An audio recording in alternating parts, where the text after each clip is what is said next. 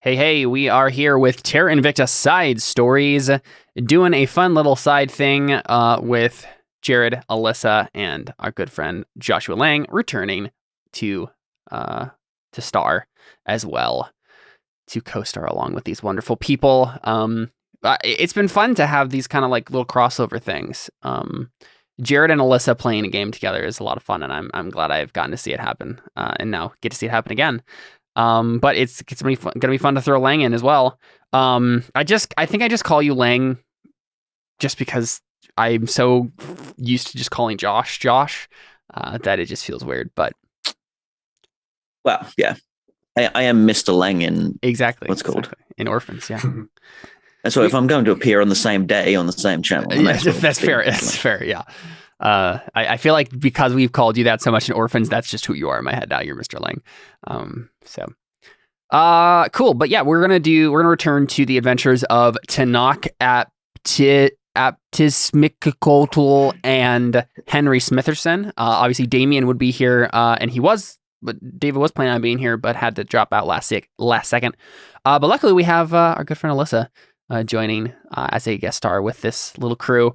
So we're gonna follow up with what Tanakh and Henry have been up to or are currently doing to continue Tanakh's plans with his little commune that runs the House of Science in Shadowshore. And Kenneth Smith, Alyssa's character, is gonna pop in some way. Still haven't figured out the exact way that's gonna happen, but I at least know the basics of what's going on now. So Tanakh, I think. So you guys have been on the lookout. I think Damien right now is tracking down something Crimson Fleet related. Right? He's continuing his revenge. Not spree, but I'm trying to think of a better word for it. But his higher level Murder, revenge. hobo, rampage. Yeah. Well, his higher level revenge. He wants to get on the organization that ordered the death of his family, beyond just the man who actually did the act. So he's tracking down some info for them, about them.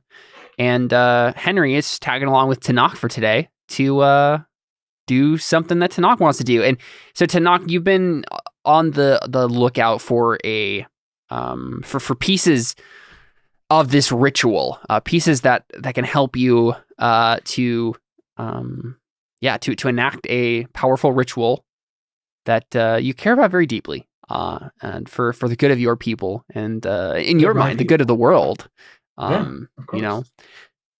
But the piece that you've tracked down today is, I think, you've heard rumors of a relic. Think legit like Holy Roman Catholic relic style thing, right? There is a shrine it's pretty much a chapel. It's not actually, I listed it as a shrine in the Calabar guide, but like actually looking on the map in Calabar, it's basically just a church.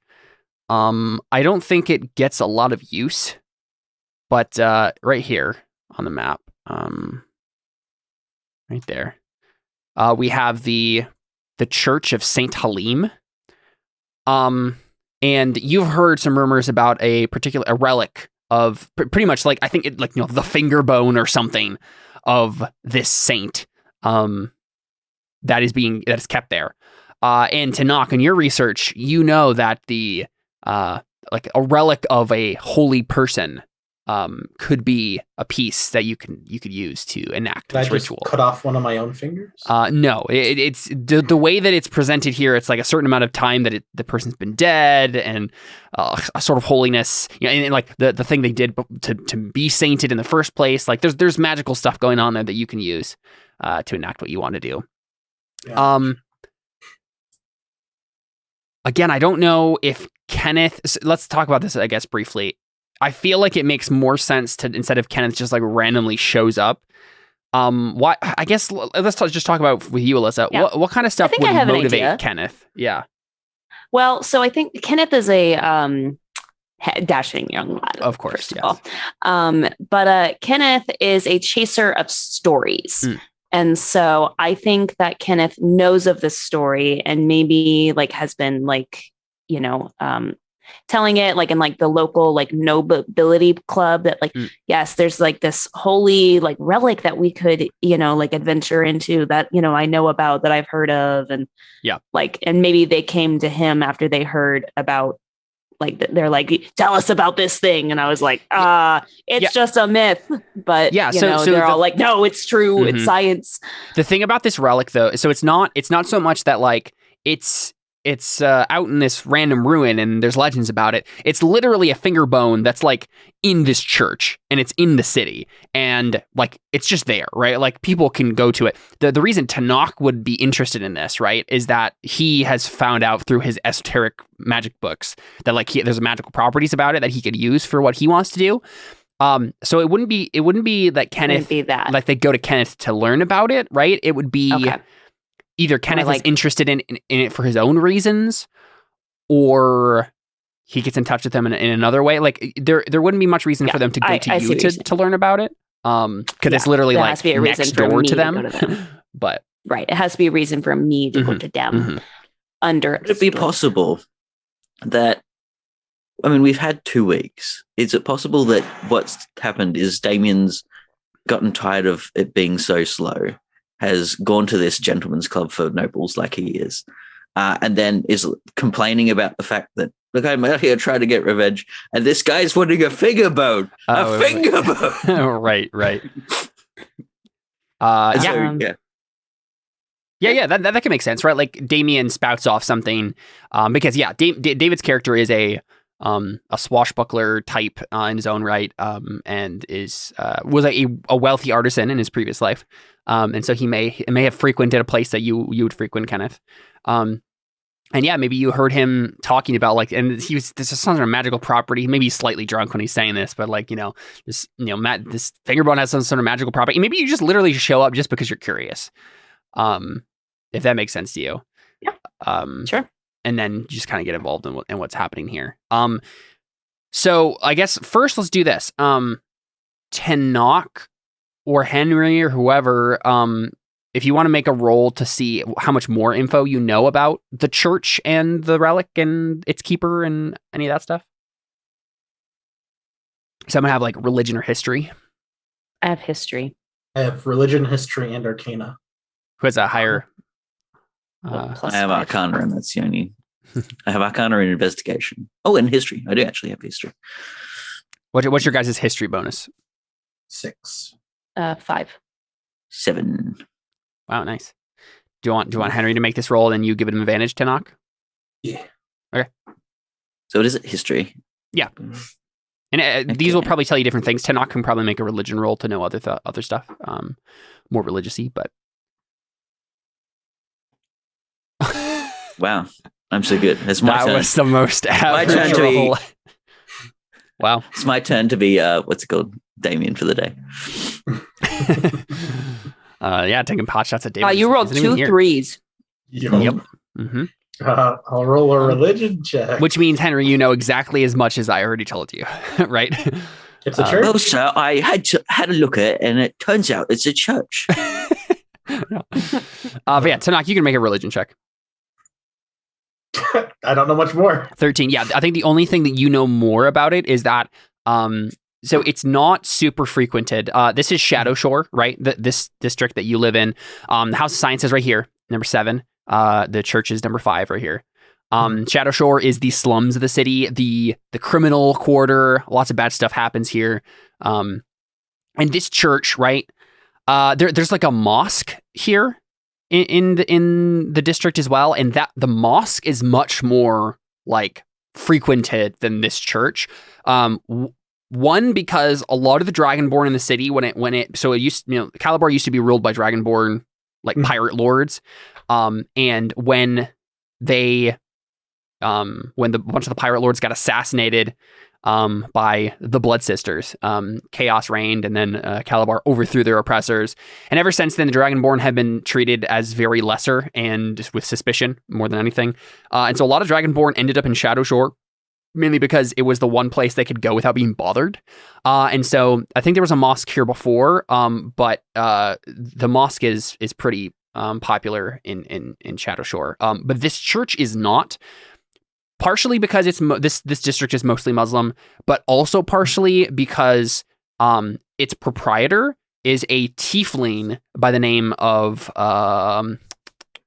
what is his name? Let me find it. I have so many folders in this Roll20. His name is Ndidi Chibuzo. You say my name's ridiculous. This is an actual African name, Jared. Come on. So this guy's Mine's name is an actual Aztec name. Yes, I know. His name is Ndidi. He's a tiefling. Again, tieflings are another race in the city that are not treated very kindly. Most of the tieflings that live in this city are slaves. There's a slave trade that runs out of Calabar. It sounds like this tiefling is a free man. But that's probably one of the reasons that the church doesn't see a lot of traffic. Because its proprietor is a tiefling.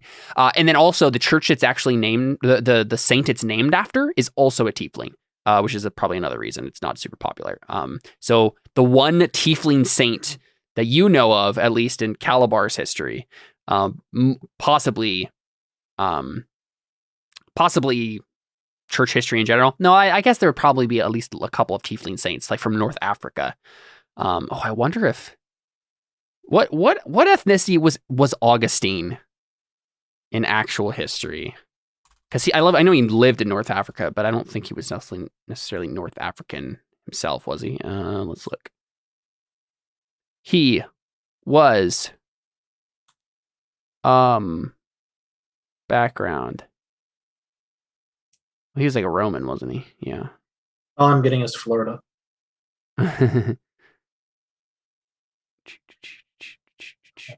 Same thing. Father census. Oh, he was a Berber. Okay. He's a barber? A Berber.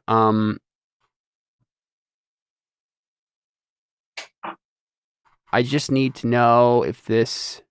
Yeah, I feel like the Berbers were probably. Yeah, I think they were probably tiefling. So Saint Augustine in this setting, I think, was a tiefling, which is kind of cool. But anyway, at least in this city, in this context, the fact that this tiefling is a saint was probably in the time when he was sainted, it was probably okay. But ever since then, it's become less and less popular. So yeah, people just don't go to this church, and that's what you know about it, which is why it's rather large, but it's just run down because there's like one caretaker, one like priest who tends it, and that's it. So, yep. That's Kenneth, you could probably make a roll to know something else, but obviously Tanakh and Henry wouldn't know when they get there. What could I roll? Make history, probably. Okay. If you have religion, you can roll that too, but I don't have it. I'll just roll history. I mean, Ooh, most of the stuff you know would be history anyway. What do I know? Tell me. So you know all of that. I think that it doesn't. Yeah, you would know that from a different context. Tanakh knows religious stuff. You would be hearing that from just a more political perspective, right? Like the city, nobody goes here because Shadow Shores run down and only bad people live here. So obviously this person's a bad person and this church is a bad church. Just, because it's in Shadow Shore. I think the extra piece that that the other two don't, though, is that there have been I don't know if accusations is the right word, rumors, gossip maybe, of the fact that like maybe Ndidi actually isn't a Christian and he secretly still worships the pagan gods of the African peoples around these parts, and maybe he's just using the church. And again, this is mainly rumor. You don't have any like confirmation of this from the history roll, but that there are a lot of suspicions surrounding him and why the church is abandoned, like it's being used for. You do know that there was a Shadow Shore is this sort of place that it's really old, very old district, and so it used to be nicer, but now is run down. And I think there's a pretty expansive catacomb underneath the church, where people were buried. Yeah, that's the extra stuff that you know. Cool. So, Tanaka and Henry, I think you show up to this church, right? Unless, I mean, I don't know how you approach Before it. we do, I think Mhm. just as part of what's, especially like with Damien going off and like being a bit wondering about this whole finger bone grabbing idea. Yeah. Henry probably actually wants to sit down with Tanok Mhm. and like have a quick chat about something. Sure.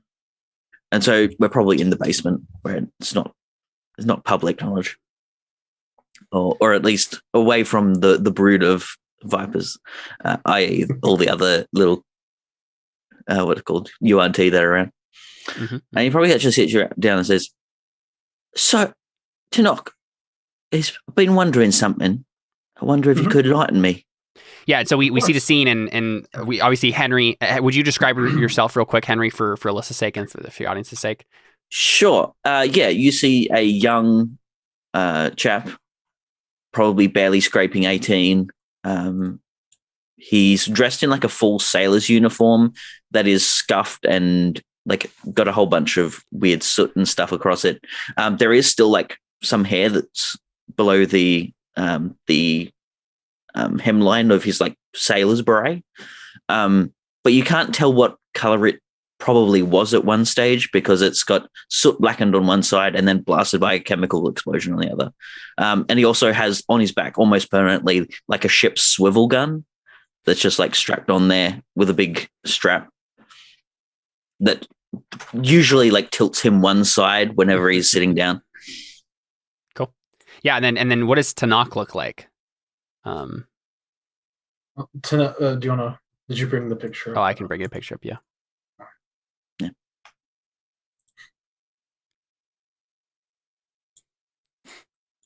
Yeah, he looks like. Yeah. So. Yeah, Go. He green eyes, snake-like features, the whole pointed ears. He got fangs. He's wearing full plate, and he has like a big shield and a long sword. But over that, he has like silver and like green priest vestments, and he has a really big like emerald amulet on as well. Yeah. I think that's about everything. Yeah, we see you guys, go off into a side room, and the main room that you just left is full of UNT purebloods that are just like walking around doing various things. I believe the child was returned to the orphanage, so we don't have one of those, right? No, Tanakh was going to keep her here, I think. I said I left it up to her, but I did roll really high with my persuasion. And after what happened, because she was literally stolen out of her bed in the orphanage by a crazed assassin, I think she, at the very least, at the beginning, was just like, I have to stay with you, Tanakh, and then maybe has just gotten used to it at this point. So yeah, we see a small human girl that's being led away somewhere to become a UNT. We can get into the reformist method of becoming a UNT. She needs to know doctrine before she can be that. Yeah, she's being indoctrinated right now. Don't worry. Yeah. Doctrine, that's a little fun. I mean, that's exactly what it is. Yeah, go ahead. Not brainwashed, indoctrinated. Yeah. Okay, yeah. So, yeah, Henry's says. So, yeah, I've got a couple of questions, and I was wondering if you could answer them for me. Or, well, not even that really. I just wanted to know where you're at.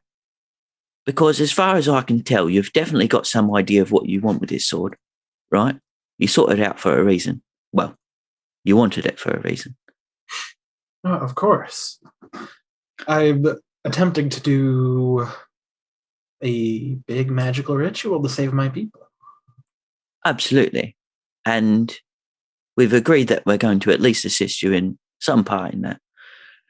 But the thing is, how many of your brood also know the intricacies of your plan? The full thing. Me? Just you?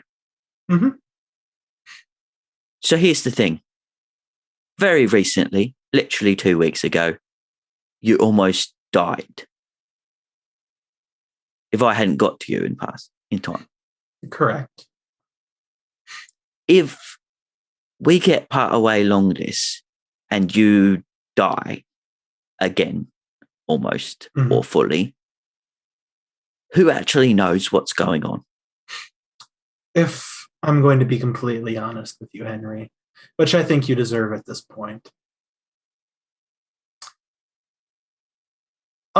I don't know what the next step is after this. I'm finding it out as I go. No, but you know the end goal, right? Yes, the end goal. Do they know the end goal?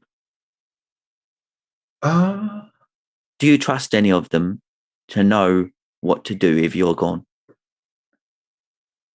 What you don't know about my people, not my brood here, but the others, the ones that aren't converted. They're all about power, betrayal, conniving, and scheming to get one up on the other. And I, for the most part, trust my flock here, but if anyone were to find out about that, everything I've been working towards could come crumbling down in a second. I'm trying to change my people for the better, trying to change what our culture used to be so we could come together as one, but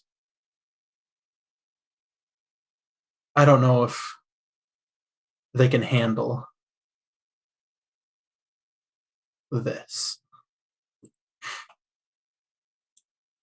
That's fair. I think the thing is, you're going to have to tell someone at some stage, just in case. Mm-hmm. Because if it's as big as you say, if this is the way to save your race, and you go, someone needs to carry it on. Or you've just doomed a civilization to death. Henry, if I'm ever to go down, and I motion to you, I pull out like a little book, like I open my little priest vestment. I motion to the book. Make sure this gets to. I need to come up with a head priest that I trust. Caleb, come up with a random name for me.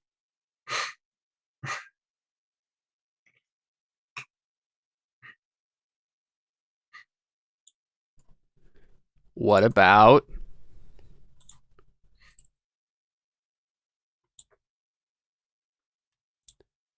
Zyamina? Perfect. Give this to Zyamina. This is the basis of what I'm working with so far.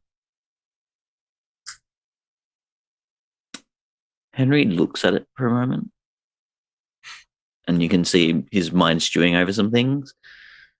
And then he looks at you in the eyes and says,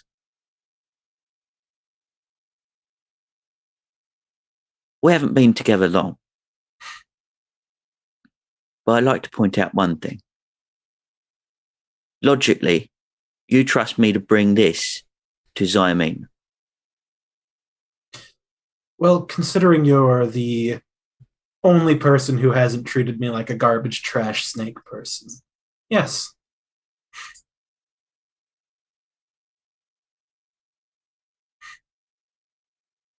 I could read it, you know.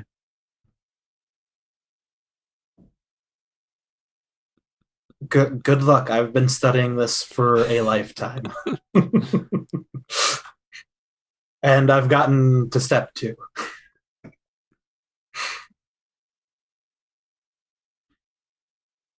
What I'm proposing is a trade. You see, there's something going on in my own ideas that I am pretty much the only hope for as well. Okay. Go on. I'm proposing that we become each other's guarantors. There is a threat in my home that none of the people who know about it can deal with, except me. And, well, I'm the only one in a position to try. And I think you may have a few ideas and access to a few possibilities that I might not. Tell me, what do you know about Rakshasa? Make an Arcana Jared knows check. nothing. Can I make an Arcana, history, and religion check? Make an Arcana first. Okay. Yeah, 25. Whoa. Okay. Yeah, Rakshasa are The most evil, worst tabaxi ever known. yeah, pretty. I mean, so Rakshasa, like in actual mythology, are like Indian tiger things, tiger demons. And it would probably be similar. I'm trying to remember what stuff you had, Henry, on how they tie into your stuff. Would there be any details, just general details that you'd be able to? Yeah, I know how to kill them. Basically, what I need to kill them. I know a few different things. Like, I know why I can't kill them or why I could kill them. Yeah. But I don't think I've noticed. I don't think that Henry has put much interest into exactly what they are. He just needs to get them killed. Yeah. So yeah, you would know them primarily to knock. You wouldn't be super interested in them because they primarily live very far away from where you are. But yeah, they're primarily like, Southeast Asian, Indian demons that trick people into packs. They are generally tricksters. They're very power hungry. Think evil tabaxi warlock demon things. Kind of, yeah. Specifically, they are tricksters. They play the long game, and they're more interested in a family line than just a specific person. Mm-hmm.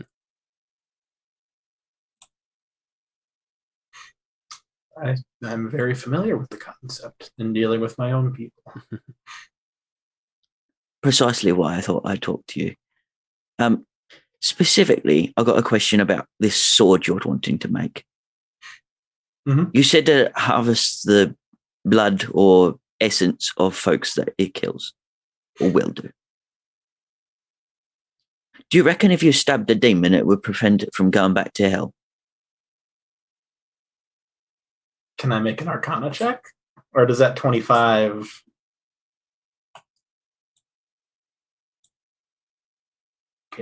Sorry, say that again. Can I make an Arcana check? On what did Henry just say that specifically? Would stabbing the demon with it prevent it from going back to hell and regenerating? Like, because it harvests the essence? Like, does it actually harvest the essence and trap their soul enough to prevent it going back? I think with the sort of stuff that Tanakh needs to use it for, it would probably have that sort of effect on a Rakshasa. Yeah. You see a little twinkle in his eye when you say that. Just like, I think so. And that would accelerate the process tenfold. A demon soul's worth a lot more than a human soul, or a person. Crap. A humanoid soul, mortal soul. Yeah. Yeah, and Rakshasa specifically in D&D terms are usually pretty powerful too. So you're not talking about your run-of-the-mill demon here. All right, off to India. No, this one's a bit closer to hand. I know that they're pretty much immune to most kind of magic manipulations.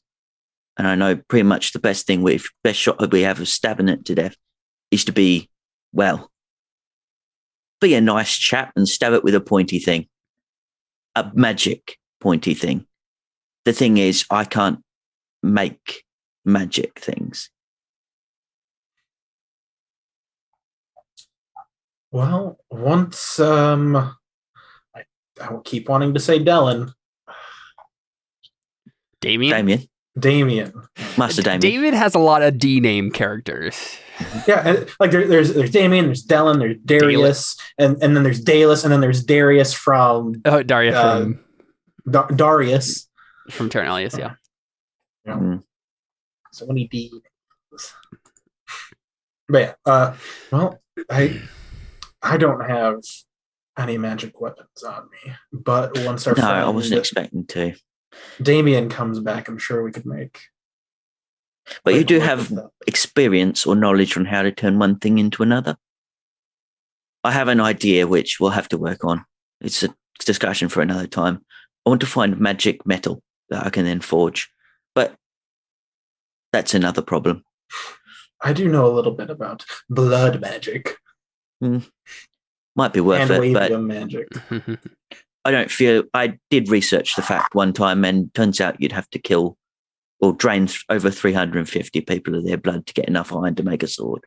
So I don't think we'll go that route. That being said, let's start on this pointy thing, and then we'll see where we go from there. A finger bone we need? I guess it's a finger bone we'll get. That's the next step. It's very convenient. They all just happen to be in this one town. Well, so that's the thing to knock. It's not so much that like, oh, is this for particular finger bone is what I needed, and whoa, what a coincidence. It's just that like you're finding categories, right? You're like, I need this sort of thing, and I'm finding the closest thing I can to it near me. I know. I'm just Yeah. teasing. There's probably a bunch of ancient sages' finger bones in the bottom of the Vatican, but we don't have easy access to the Vatican. Exactly. Yeah. So let's do this first. Kenneth, what? You're frowning. Jordan's not free Thursday. No. He just messaged us. No, Jordan. So sad. And we're predicted for rain Thursday, so I was looking forward to watching My Kenku exist. Wow. No, He's sorry. fired. Hey, you know what we can do though? We can do what's it Okay, called? now I'm kind of excited. Okay. Monster Hearts. Yes. Yeah. Come back Thursday for some horny teenage monsters. Let's go. What? Anyway, sorry, back to this So story. many of your campaigns are horny. What is going on? There's Maid RPG. Horny We have played Mario monsters. RPG twice. Hey, listen, when we do those sorts of things, we tame it. We tame it a lot. Ari and Miggy. Oh boy. Super tame. At least in my campaigns, I wait until they're married. I get them all married. I make sure it's that. But Yeah. Yeah. Do Ari Yeah, and anyway. Miggy get I was gonna say, Kenneth, I think maybe Spoilers. we get you coming to the church first. Okay. Right? So Cool. and then cool. they're gonna show up a little bit behind you.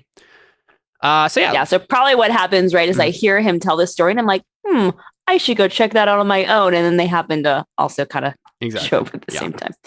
Cool. Mhm. I walk into the church. Yes, indeed. And so how does the building look? Is it like super ugly or is it Yeah, like it's- beaten so- down? it used to be beautiful. That's the best way to describe it, right? What a it- tragedy. Yeah, it used to be a very beautiful cathedral, stained glass, lots of cool architecture, lots of cool decorations on the inside, lots of cool icons. But every piece of it is in disrepair. You have stained glass windows that are just half shattered. You have obviously various like gold and silver fixtures inside have been like stolen at various points. You can see like, holes in the wall where something obviously was like here originally and it just was ripped out. It's not the best. There are, let's see, 1, 2, 3, 4, 8 pews here. A little podium at the front. Oh, I can't see anything. That's because your token doesn't have. There it is. Yeah, there you go. Okay. I see everything now. Yep. Yeah, so it looks like this, but think darker, more dismal. And yeah, there's some like icons or statues in these little alcoves, and and it's open. Churches like this are supposed to be open to the public to like come in, and that's obviously not a very good policy in this neighborhood, but looks like it's still open anyway. And so I think you see a I don't think you see anyone in here. I think you literally like go to the door and like open it, and then it's just empty, right? So I don't know if you. So like before I explore it enter all. in, I do the classic anime look where I look down with my finger up, and I'm just like, what a tragedy. Used to be such a beauty. Spoiled now to the state of impoverishment. And then I walk in and I see that there's nobody in there. Yeah, would you describe Kenneth for us? Kenneth Smith? Yeah. Kenneth is, you can call him Kenny if you want. That's fine. Kenneth is a human male, dashingly good looks. Just think, for the audience, think Tamaki from Orin High School Host Club. That's basically who I'm playing. Not like, so when you first meet him, you think, wow, this guy's like totally full of himself, but he's actually, he's actually a really humble guy. It's just that like, he just wants everything to be as beautiful as him because he recognizes God has granted him such beauty and wealth and wondrous things. And he just wants the same for everything else. Indeed. Blonde hair, blue eyed, typical good looking, strapping young man. Probably what my husband looks like, right? Nice. Cool.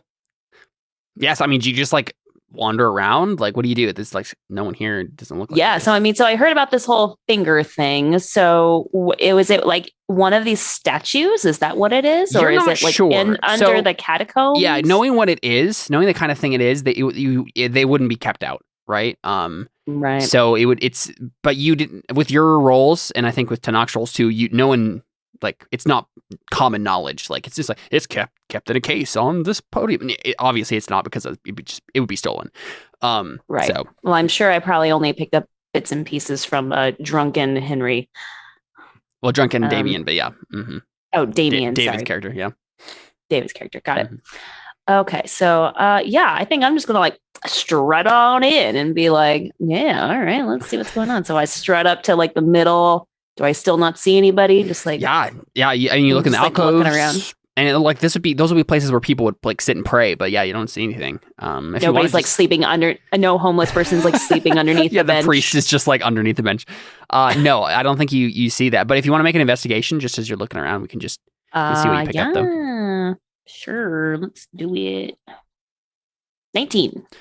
Yeah, I think you got high enough to see, particularly, like, there for sure is no one here, but the one thing you do notice is that right here, right at the base of the actual like stand here, the pavilion, the platform, what looks like a secret door is ever so slightly still open. So that slightly, it's probably is that like that's like the little door that leads down into the catacombs. And it was left slightly open by whoever went into it. So excellent. So Kenneth kind of like looks around a little bit and goes, interesting, and then just kind of take a couple more steps forward. I'm assuming that's probably when they walk in. Well, I think what happens if you like are stepping up to the little trapdoor itself, I think like we just see Kenneth like hold out his arm towards it, right? And then suddenly it pushes open and Ndidi comes out of the little trapdoor there.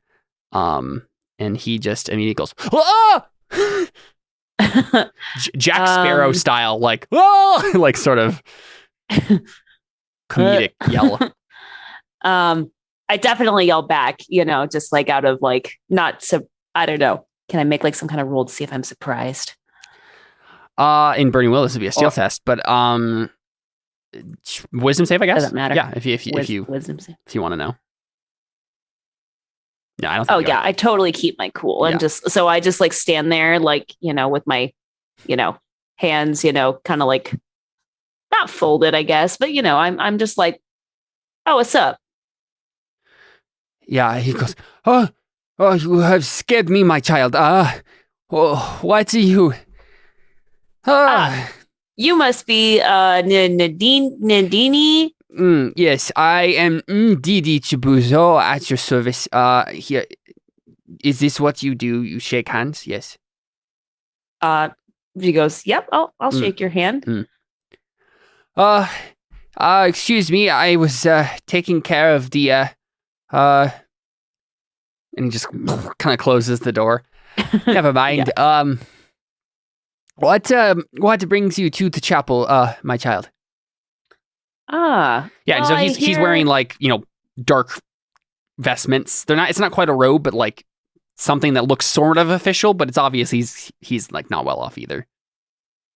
Yes. So I think I probably look at him. I probably look at his clothes, and I take my hand, put it on his shoulder, and I just go, "My friend, I cannot stand to see you in such a impoverished state. Mm-hmm. I must please allow me to please help out in any way I can. How can I help you get out of these ridiculous garments?" These are the robes of Saint Halim himself. They have been in my family's lineage for 12 generations, and it definitely shows. Well, I am certain you mean no offense by your absolute abrasion towards my family's entire history. Suffice it to say, I will not be changing my clothes. Thank you very much. No offense. No offense taken or, given. What I mean is I admire the building and what you have here, and I just think that it can be improved upon. It's such beauty. No. So this chapel was built by the great Saint Halim himself, and to improve upon his masterpiece would be sort of like spitting on his grave, and that just and then it kind of just like points up. You have cobwebs up there. I'm the spiders sing the praises of God just as much as the people do. And so Kenneth just goes, "Listen, I insist. It is such a beautiful building. It's just such a tragedy." Such a tragedy that it is a beautiful building? Such a tragedy that it could just be so much more beautiful. I just know it could be. God has clearly designed this building for greatness. Yes. I've heard... He's just like staring at you like, okay. I've heard wondrous stories about this chapel and have come here to, yes, and I've heard quite about you, actually, as a matter of fact. Not enough to know anything I care about, but please, go on. I don't mean offense. No, I have just heard that you are, that it has been passed down to you, and, that it has maybe been a while since you've had a few patrons here, so I thought I'd come and pay a visit and see what is happening over here myself. Oh, well, I appreciate that. It is, of course, not the Lord's Day, but I could help. Do you require confession or No, I am perfect the way I am. I don't need any of that. But and I have been blessed beyond reason. So no need for prayers from me. It's more so I wish to seek out and help you, my dear friend. Have you ever heard of the Tiefling Saint Augustine? Have I? You can make a history of religion check.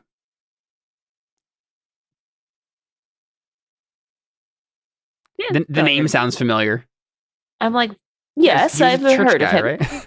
Yeah, he was perhaps one of your ancestors or somebody who was around here. No, child. No, I am not a Berber. This is Western Africa. So Saint Augustine had a theology that I think might be helpful for you. He talked about the doctrine of original sin, and this doctrine expounds the scriptural teaching that all men are sinners. Kind of walks away and looks towards one of the statues and just goes, "See, we could definitely improve upon this statue. Look how there are some cracks in here. We could easily just get some supplies and fix up some of these statues." Yeah, and I think that's the moment he's just kind of like pressing his doing this, and you're like going around like talking, and then Tanakh and Henry, I think that's when you guys show up. Do you just walk in as well? Do you knock? Like what do you think? I mean, it's a church. You can kind of just walk in, right? Pretty much, yeah. I do want to check one thing, Mhm. and that's I need to roll a d8 because let's see, a 3. Do you throw out a little fuzzball? Yeah, From your well, bag? I need to see if I rode here on a fuzzball or whether I just have a pet fuzzball at the moment. Yeah. Let's see, 10. A 3 on a 10 bag of tricks. Should have this open already. No, I have my lawyer butler baboon. So Wait, you have your what? my loyal butler baboon. Oh, okay. Yes. Very nice. So I have a baboon butler at the moment. Very good. Very good. So I walked here, in other words. Yeah. Cool. Yeah, I mean, do you guys just walk in or? Yeah. Cool. Yeah, and so Ndidi just like looks up and says, "Oh, welcome. To what do I owe the pleasure?" Do I know his name? Yes, you know his name was Ndidi. Yeah. Ndidi Chibuzo. Ndidi. Ndidi. Can I just call him Chibuzo? Sure. Chibuzi? No. I like call him Priest Chibuzo. Yeah. Something like that. It would Father maybe not. Chibuzo. I don't actually know if he'd be considered a father. I'm honestly not even sure what particular branch of Christianity this church is dedicated to, but yeah, brother or father maybe works. Yeah. Okay, I'll stick with father for now. Because you wouldn't call him brother unless you're like, I guess, of the yeah, same yeah. religion. I believe in science. Maybe reverend. I don't know. Good afternoon, Father Chibuzo. Oh, yes. A good afternoon to you as well. I'm sorry. I had another visitor, and he was asking about the. And over here, we decorations. could definitely fix over here. This. Oh, I apologize. No. Yes. That is all right. I just want to make sure that they don't have any spiritual needs that I need to attend to. You want to fix this church? This church was crafted by Saint Halim himself. And then I gasped from like, oh, you have the vestments of Saint Halim. I think that's a history check to recognize that at least. Okay. Yeah. 23, baby. Yeah, I think that is a high enough history check to properly schmooze this guy. Yeah. Yeah, his eyes widen. He says, "Oh, yes, of course. That's Saint Halim is very honored here. He was a man of God. Did you hear of his martyrdom? Have you come to pay your 23 I respects?" have. Yeah, I think Saint Halim was let's see. I'm trying to think of like a. Yeah, he was he was tied by his horns to the back of an elephant and then dragged through like a pit of spikes. Jeez. Yikes. Yeah. For And there's blasphemy, there's like a or- mural depicting this like in the hall here. But yeah, I mean basically it was for it was a martyrdom, so it was like some of the he converted the from the like pagan tribes nearby and then went back to the tribes to try to convert them and then like got killed for it basically. But yeah, he's kind of the reason there are tiefling Christians in this region, I guess, is the idea. But yeah, so he says you have heard of his martyrdom, yes? Yes, I have come to pay my respects, and I'm here for another reason as well. And what would that be? Confession? Prayer? You're welcome to, of course, come back on the Lord's Day where I deliver a homily. A homily? Yeah, I mean, like a short sermon, basically. Oh, okay.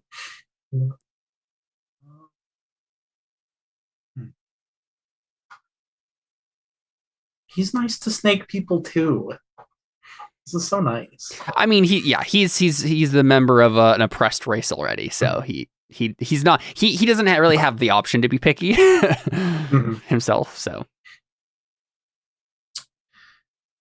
I'm Father. I'm actually here to ask for your assistance in a matter.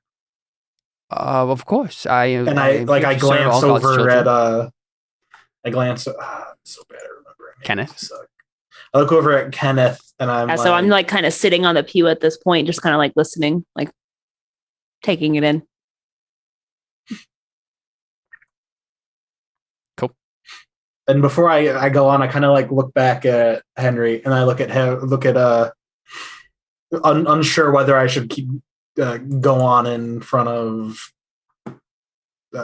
Kenneth. Why is there a monkey all of a sudden? Because Henry has a baboon, basically. Oh, okay. I was like, why is there a monkey in there? Last time he had 2 weasels as well. Yeah. And a tiger. Let's never forget Mr. Tiger. A valiant warrior. Trying to think what Kenneth would do. Like if can I probably pick up on that he wants to like say something in front of him. I don't think Henry says anything. I think Henry just pulls out from one of his packs a vial of holy water that he made himself and like uncorks it and just sprinkles some on Tanakh and himself. And then like gestures to Nvidia whether he wants to be anointed. I mean, I think he because like it's just kind of random to just like randomly anoint yourself with holy water. But he doesn't want to say no, so he's just like, and then kind of gestures like sure. Does he do the whole thing? Yeah. So basically Henry does this. He sprinkles the holy water, puts it back in his little pouch, and then like does whatever. Like I think he would have a different sign because he's from like England, so they've got like a different branch of things. But he does make some small gesture and says, "Now I have sanctified this conversation. We may continue." Yeah, and Didi looks a little concerned at that. He's just like, that seems unnecessary, but the subject matter is quite important. Okay. Continue. And then he looks over at Kenneth. Yeah.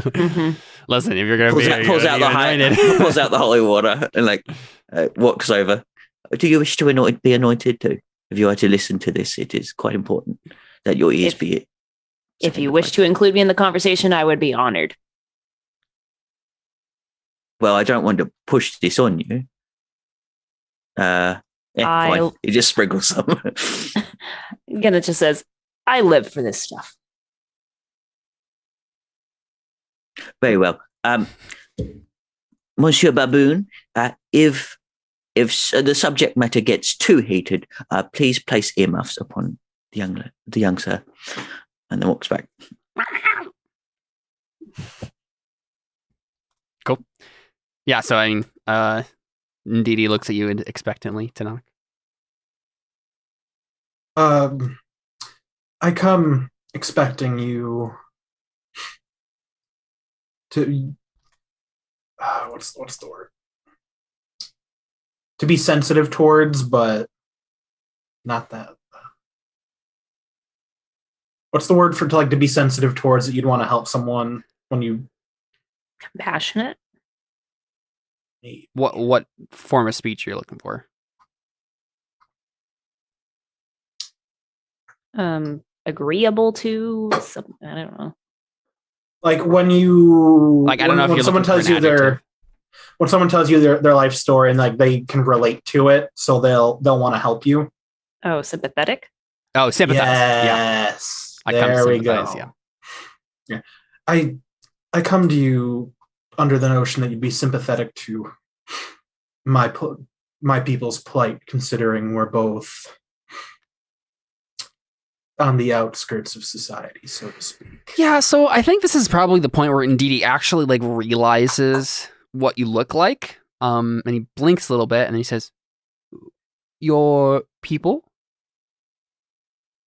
Is he blind? I don't think you on T are like that common, right? So I think he just doesn't get it, right? Yeah, for the whatever canon we set up, my people are dying. So yeah, exactly. Yeah, so he's just like he notices you're different, but he doesn't like understand what race you're actually from. So yes, we're getting that more and more. We're either getting hatred or obscurity. The Yuan T. Oh, so you are from the New World then? Correct. Well, I certainly would want to sympathize with all of God's children. And he's almost saying that like, you're a Christian, right? It's like, that's why I would sympathize with you, is like, we're more like, I don't care so much about the race thing. Like, okay. But it's implied, so you can just like move past it if you want to, but pretend not to. Pretend not to hear it. Yeah.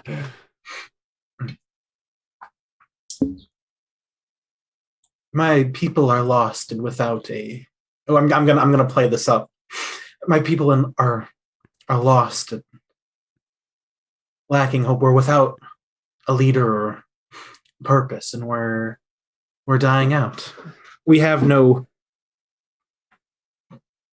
Since our figurehead was killed 100 years ago, my flock doesn't have a shepherd, so to speak, and we're dying out. See, and death is a funny thing. Have you heard of the man who defeated it? Dragonborn Jesus. Yeah.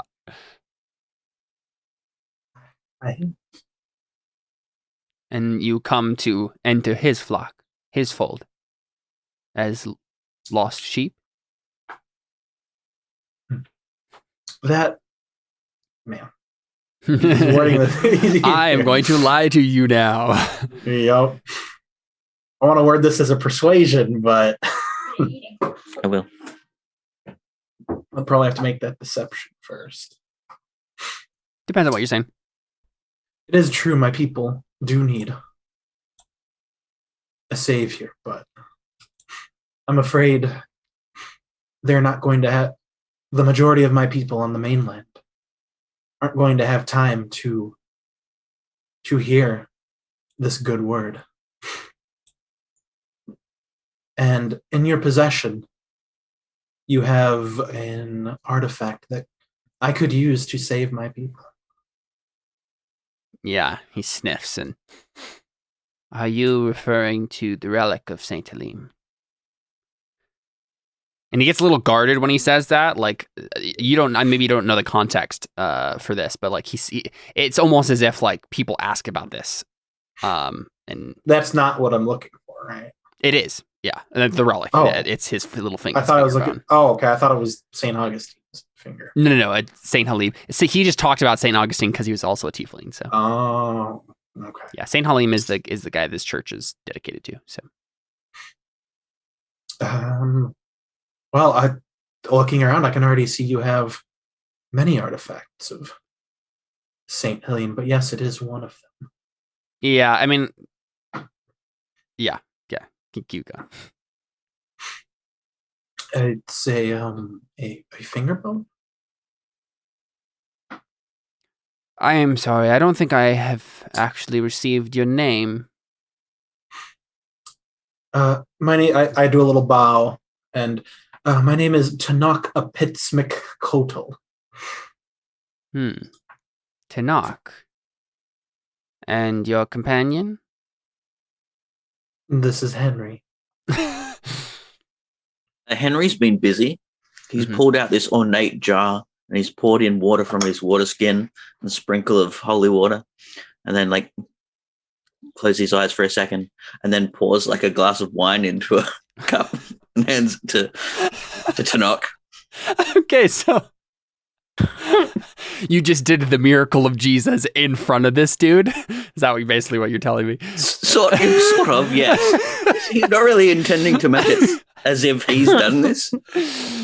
Yeah. If anything, he'll say that, we're not entirely sure, but I mean, this could be one of the great urns that Dragonborn Jesus. I mean, honestly, I feel like it has to be now, right? Like, I feel like that's definitely part of the mythology of these items, probably, is they probably originated with, like, those urns, and then people kept adding things you could make from them. That'd be kind of funny. Some of them literally pour milk and honey out of them. Right, exactly, yeah. Yeah. Just honey in the case of mine, and mayonnaise. Yeah, so he kind of like frowns, doesn't really say anything, but like is obviously looking at you, Henry, as you do this, and then like just like, I don't think that Henry's even trying to be deceptive about this. Yeah. It's just he's thinking of all these stories from his youth that he learned in one of the churches of England. Mhm. I was like, hey, I could actually half do some of these now. Like thinking about their origin stories. That's kind of just hilarious out of context. Like a little Does boy, he, a little boy at church is like 20 years later. Hey, I could actually half do some of these things now. That's funny. Does he offer Kenneth a cup?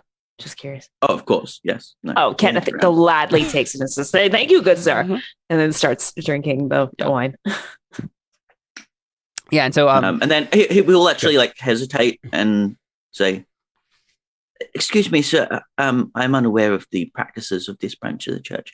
Is it proper for the minister of this particular chapel to partake?"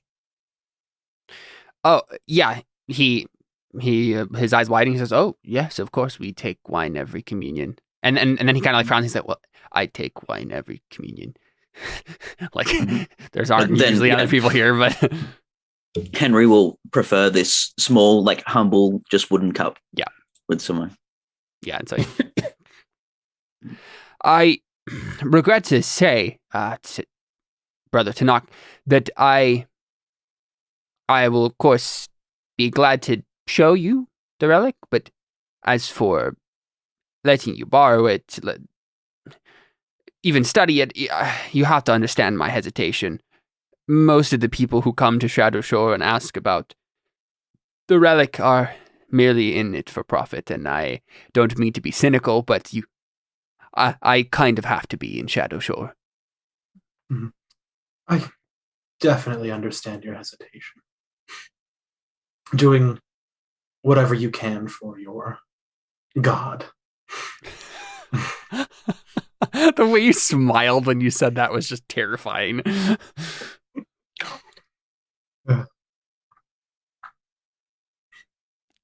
Yeah, so I mean, you could make an argument and then make a roll if you want to, but okay, yeah. Because if I'm correct, your God, or well, I guess I wouldn't say. Is it just God? Does he have like? Okay. Does Dragonborn the Jesus Lord? Have a name? Yeah. If I'm correct, the Lord commands us to help those in most need. And yeah. And I'm gonna use this verse horribly out of context. And it's gonna pain you to do it, but yeah, go ahead. Yeah. Like to help the least of these. And I don't know how up to date on your Yuan Ti history, but 100 years ago, our patron, so to say, was murdered, and since then we've slowly been dying out. And that's great. I'm not going to be secretive about this part. Only what was her name? She of the Jade Skirt. She was the patron of fertility and she's the goddess of fertility and water. Fertility. Yeah, our patron, would it be blasphemous to say God? For him, yes, certainly. Okay, so patron would be the correct patron term? Makes sense. Yeah. The patron of fertility was killed, and since then, only about 1 out of 100 of our clutches are born, and you can see him start to get emotional, and which is very weird for you, Auntie. But Yes. only 1 in 100 are not stillborn. Actually to survive, yeah. Yeah. And with this, Alyssa loves this. I do. I mean, I'm just thinking, I'm like, wow, this is such a like, because thinking of like the Terra Nullius point of view, I'm just like, yeah, good riddance. We killed Sheila the Jade Skirt. But, you know, Yeah. but then when you frame it this way, you're just like, oh, wow, like Yeah. so sad. And then I'm just trying to think of like how we would be like, that's not how that happened. I have no idea what happened yet. So. Yeah, we've been dancing around what actually happened for Jared's sake. Yeah. No, it's funny. I appreciate it. So this all makes sense, kind of, based on what did happen. All right, I'm not. Yeah. Oh no, no, totally. 100%. Okay. It's just funny to me to hear it from like this perspective as well. But I managed to find a spell from our ancient texts. I might be able to fix this fertility issue and, in essence, save my people. Okay, yeah, make a persuasion test. Can I have advantage since I did all that stuff with the Halim at the beginning? Yes, certainly. Yep. Mm-hmm. Awesome. 25. Nice, 25. Didn't even need it. Yeah, and I think you see him like kind of frowning, biting his lip, and then he says, "How long would you need to look at it, to study it? What?" He's starting to like kind of be persuaded, but he like needs some clarifying questions. Jared doesn't know the. You can just make it up. Oh, okay. Yeah, it doesn't really matter particularly, right? I just need to shave a little bit off, just a sample, if you. I don't need to take the whole thing. Yeah. Ooh, he cringes at that, and he just like biting his lip, and then yeah, good. I'm sure my people would be ever indebted to you and your benevolent Christ. Yeah, and he says, "The Lord does command his creations to be fruitful and multiply.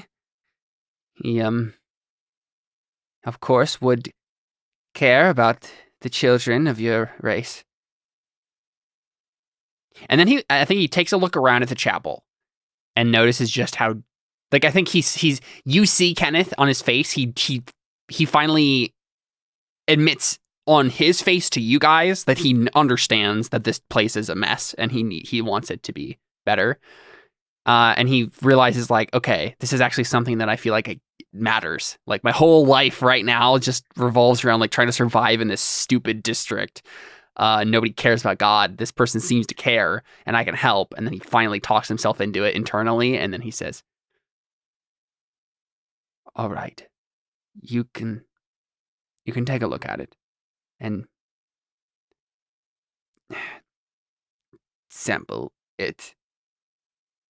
And of course, that's the moment where the door bursts open from behind you, and 3 dragonborns that seem the tokens aren't gonna be dragonborn, but think big dragonborn thugs and like overalls and like, you know, like look like dock workers kind of. But they burst in. They are holding, let's see, what do they have? Maces. They have heavy crossbows strapped to their backs, and the one in front like steps forward. I think they're all various shades of chromatic or metallic dragons, so like bronze, silver, gold, that sort of thing. And I think the one that's gold, steps ahead and has his mace out, and what's his face? Ndidi is like almost immediately like, oh no, oh no, oh no, oh no. And this Dragonborn right at the front just says, "We've come for the payment, Ndidi. Your regular donations to Lord Dractus are appreciated." And then he kind of frowns at you guys that are like in his way. I don't know what you want to do, but like Ndidi's obviously like, ugh. Hold on, his contributions to who? Lord Dractus. Anyone can make a history check to know the significance of that name. Nope, no idea. Henry, you know that is the Lord of Shadowshore. So each district has a district noble family that like is its representative and like is representative in the council of nobles that runs the city. Now Lord Dractus, his name is Emil Dractus. He is a Dragonborn, the only Dragonborn lord of the city. And let me read this little blurb. The reprehensible Lord of Dractus Manor and representative Shadowshore on the Down Council is little better than a bandit lord. A classic example of leadership born out of the combination of money and murder, Emil liberated rule of the estate from its previous owners a few nights after the Sea Princes, who were the Muslim Dragon Lords, were driven from town, but before a citywide purge of Dragonborn could begin. So he kind of like took the last remnants of power. And honestly, Shadowshore, nobody really cares about Shadowshore, so they're almost happy to let him have it, for at least for now. But yeah, he's a scoundrel, little better than a crime lord, and he rules this district. But yeah, so you know that guy. So this seems par for the course for what you know from him. What was his name again? Just straight Emil Dractus. Here's his token there. So he's a black Dragonborn.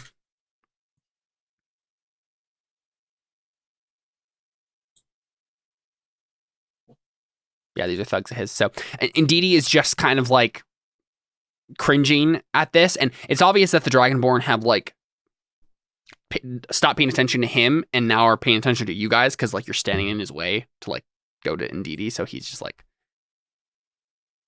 staring at you guys grimly. How much is said payment? Yeah, Kenneth just kind of like sloshes like the wine and just goes like, gentlemen, surely we can deal with this in a civilized manner. No need to pull out weapons.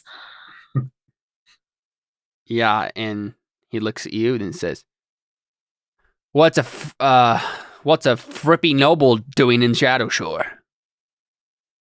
Just goes. Looking to give a donation to Lord Dractus, of course. And he laughs to the other. And just, Kenneth just kind of, smiles and does like the classic anime thing and just goes, nothing is beneath my company. Everybody deserves respect regardless of where they come from. Where'd you get that from? A book. And they laugh to each other. He goes, well, yes, I did go to college. He reads. He went to college. Kenneth just like kind of slushes the wine and just says, yes, it is quite funny that I read. Yes, I agree. Mm-hmm. Now, did you read anywhere there that Lord Dractus is the Lord of Shadowshore, and that means he can take taxes from whoever he likes, and that means you owe Lord Dractus some taxes. And that's like a gross overgeneralization of his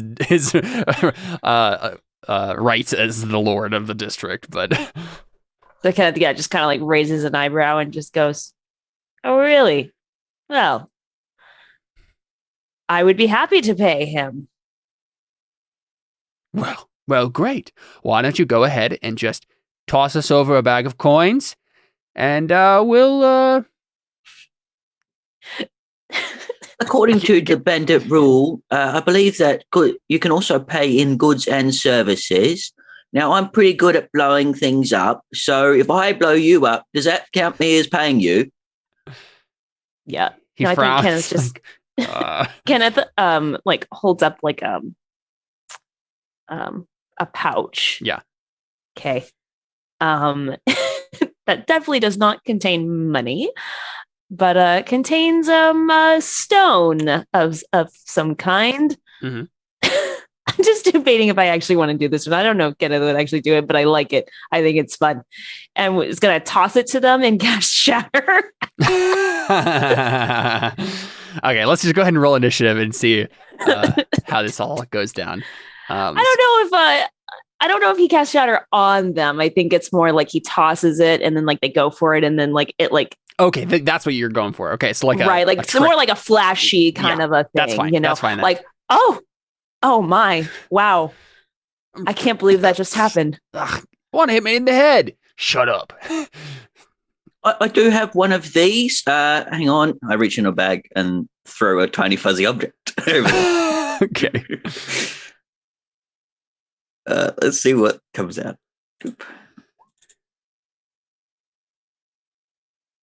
7. So a giant hyena. Very nice. My. Oh, I forget that they do that. Yeah, and I mean, are you going to have it attack them? Is this just again like... No, it's just sitting there as an imposition. It's probably sitting there next to the baboon, and then the baboon hops on it. Okay. Yeah, I mean, you probably like put it like it right on top of the pews, and it like knocks one of them over, and you're like growling it. But can you correct those pews when I get to? Sorry, I apologize. Yeah, it cackles at you. And then I think the thugs look at Tanakh almost as like they're expecting you to throw something at them too, and they're like flinching slightly. I just stand there. Yeah, he frowns and he's just like, well, we still demand payment, and he's looking up at the hyena, kind of like intimidated. Henry turns to Tanakh. You don't have anything to throw? Nothing that won't hurt. Oh. Allow me, sir. Apology. I turn back to them. Apology. We should have known that he wouldn't have anything to throw. Allow me to pay his portion, and I'll pull out the third fuzzy object. And then they're both all just like, no, like as you start to throw it. Is that another mandrill? Another baboon. Yeah. So yeah, there's two mandrills and this hyena are just like standing, and they're just like, well, I mean, Henry, honestly, do you want to make an intimidation check? It sounds like what you're doing right now, right? Like, yeah. And you can take advantage. I'm terrible at it. For Kenneth and for the animals. Yeah, I'm terrible at it, so it probably won't work, but may as well worth a try. There you go. Sounds like you're like taking the lead. You got a 17. That's not bad. Yeah, so I think they're not super tough themselves, really. So yeah, I think they just slowly start backing away, and then I think the one in front just says, "Indeedy, we're gonna be back tomorrow, and you're gonna have that payment for us, right?" And Indeedy like slowly is like kind of coming out of his like little shell that he's been hiding in, and he's just like, yes, of course. Tell Lord Dractus that I will have his money tomorrow." And then Kenneth just goes, "Good day, gentlemen," and then like takes another sip of the wine. Yeah, and they just leave.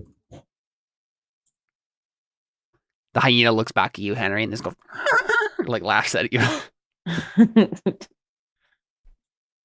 Look, I'm just, not like, sits on the pew. Excuse me, I'm not against the idea of being a lord, but I don't feel like attacking Mr. Dractus today. Just like I'm sorry, he's very keen. He's very keen. Anyway, where were we? Yeah, Indeedy is just like biting his lip, and he just says,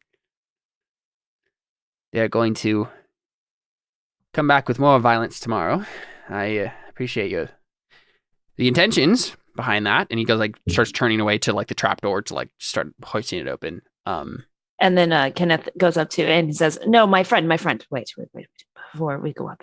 You are helping out these great people.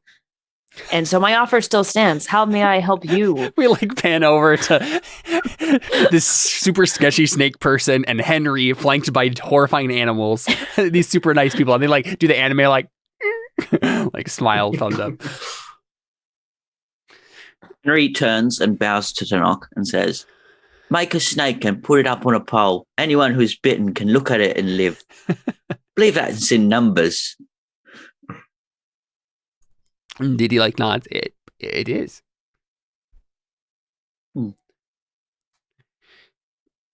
And so, Kenneth, you were saying like let you. I was just saying like I my offer still stands. I wish to help you, especially after seeing how noble you are in helping these fine people here. Yeah, and so he's frowning, and then as he like opens the trapdoor, he just like says, "I don't think you understand what is happening here. I live in Shadow Shore. You do realize that if we began to build this place back up, if we put more decorations up, if we cleaned the place, it would just make it more of a target for Dractus. I would be robbed and beaten twice more than I was before. So I will kindly refuse your offer." And he like turns away and like starts walking down the little trapdoor like into the catacombs, and then like waves like come. Kenneth just kind of looks over at them and just goes like, whenever you're fixing up an area, it has to start somewhere, am I right? And then he kind of just gestures to them to like go in first and he'll follow behind. Tonight, I think just like, we may have to deal with some. We may have to deal with him in some time tonight. But actually, I mean, yeah, you guys live in Shadow Shore, so that actually might come back to bite you at some point. He'll gesture to the three animals and say, "Guard the door. If any of them dare light come back again, give them the usual treatment." Yeah. And also, The if they start throwing rocks at the windows, just throw the rocks back. The monkeys, the baboons chatter at you with that.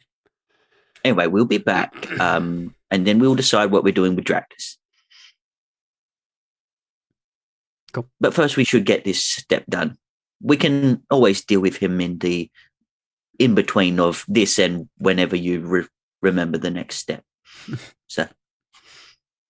now he is like down, he's like going down there, right? Mm-hmm. Like, yep.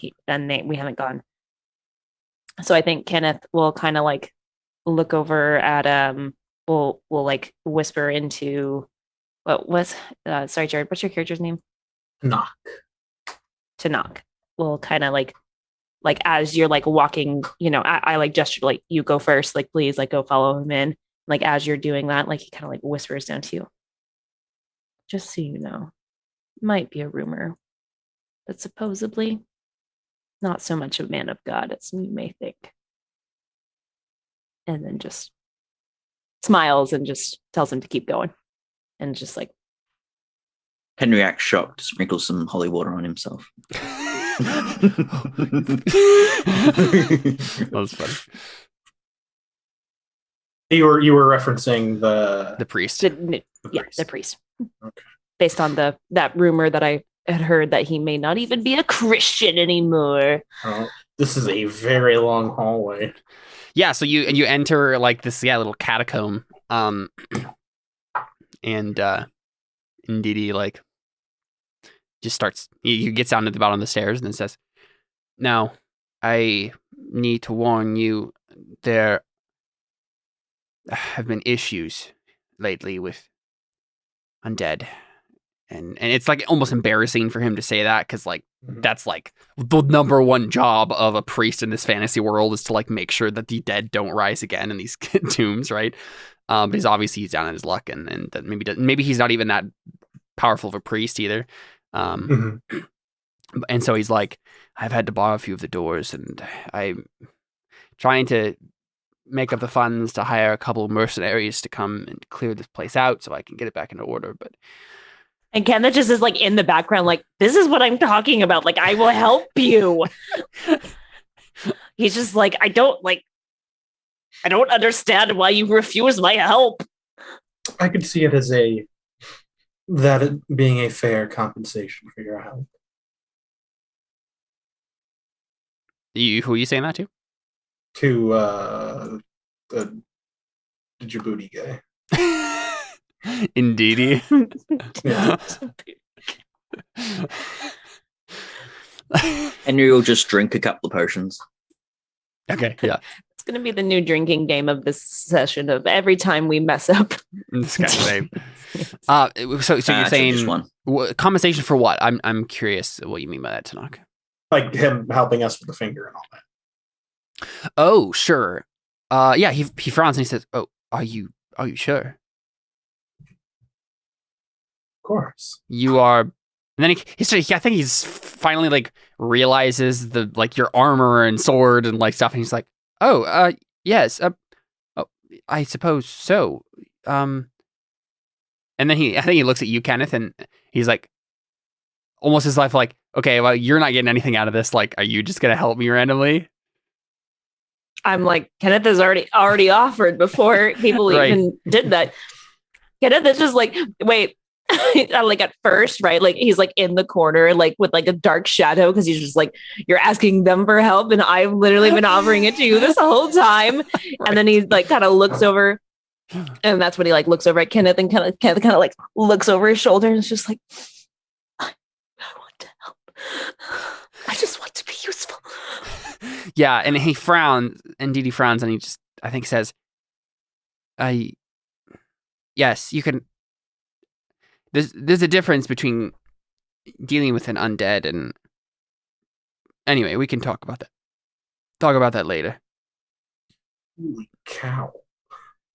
Oh, dang. Wow. Oh.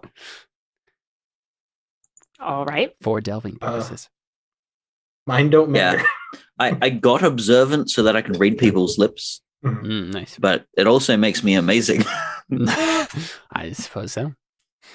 Cool. So, honestly, dungeon crawl here at this point. So I think he says this. Let's see. Where would he have the finger bone?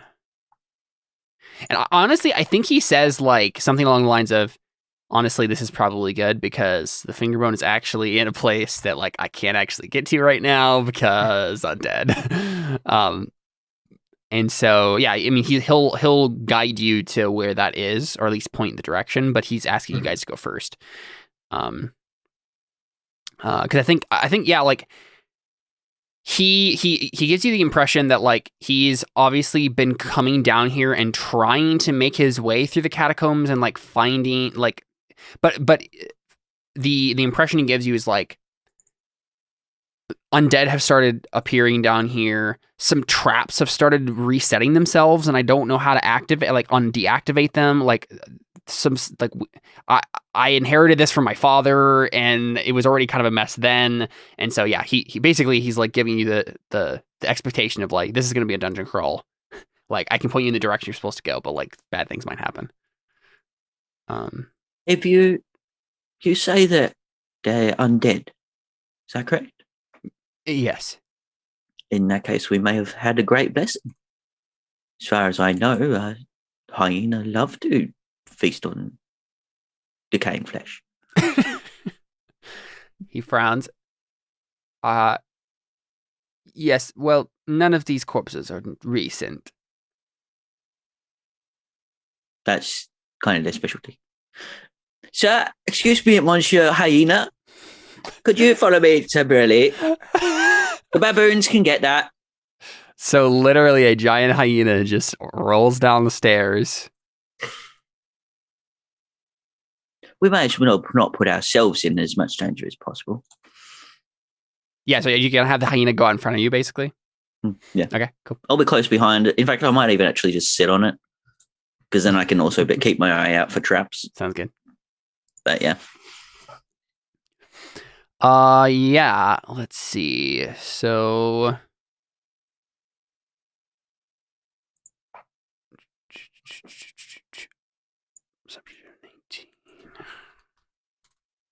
let me just double check what kind of what the actual mechanics for traps that might pop up here are.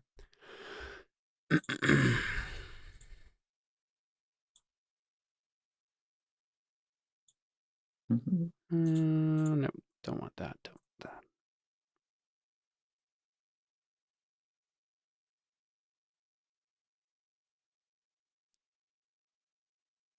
that. Also, before we go any further, Kenneth will turn to both Tanakh and Henry. He'll go, Tanakh, let me just say, I've never met a Yuan-Ti before, but if your indication of what your kind is like, you are a wonderful specimen, and give you a bardic inspiration. And then Henry I'll turn to you and just say, I like how you made things explode and created this hyena. That was really fun. There is more to come, madam. Oh, sorry, sir. There's more to come, sir. And then you also get a bardic inspiration, and you get to use it. Even if you fail a roll, you get to use it again. So if you use it and fail, you still keep it. Is that correct? You get to keep it, basically, for one more use. I am inspired to blow more things up, sir. And I will sling the small little cannon from my back. Have it ready. So that should be good for, 10 minutes now. So.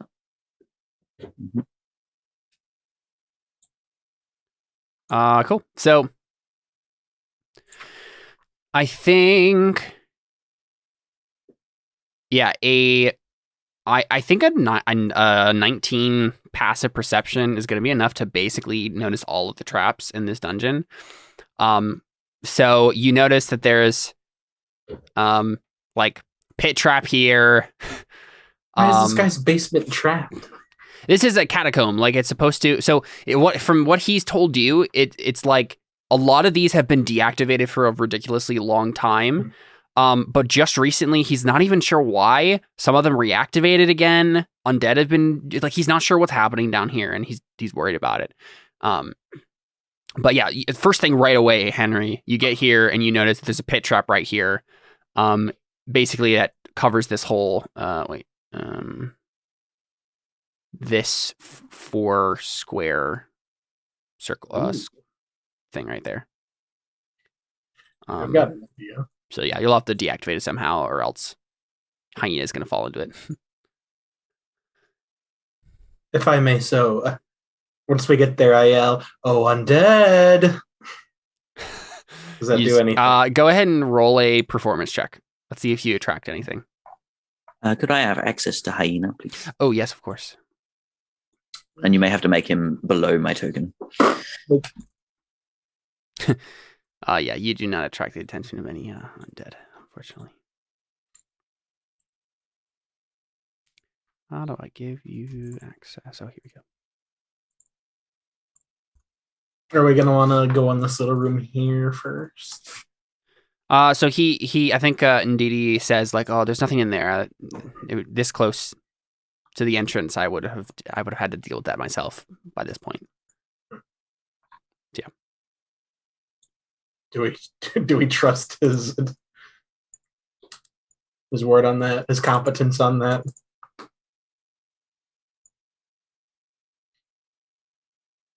But the worst that can happen is that they'll jump out and try to stab us in the back, at which point we'll blow them up. So, yeah, I mean, what do you do? There's a pit trap there. Can you just send the hyena token to the back so that I'm riding on top of it? So it's squashed under its butt. Oh, for me, it looked like you were already. So I was okay. Yeah, that's fixed. Thanks.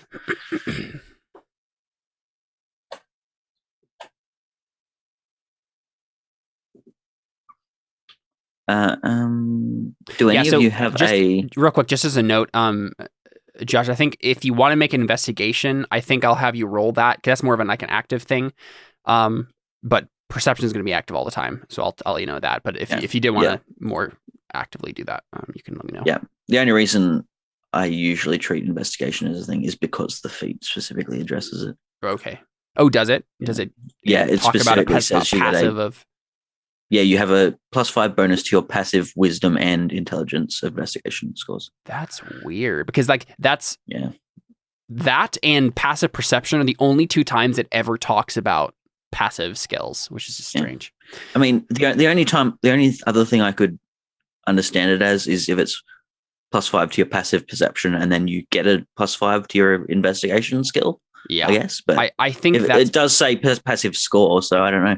Yeah, I mean, like I can just add it as plus. Yeah, I'm just curious, but yeah, because I think keep saying what you're gonna say. commonly it's So I think commonly it's passive investigation. Oh yeah, that's what it says. I mean, weird.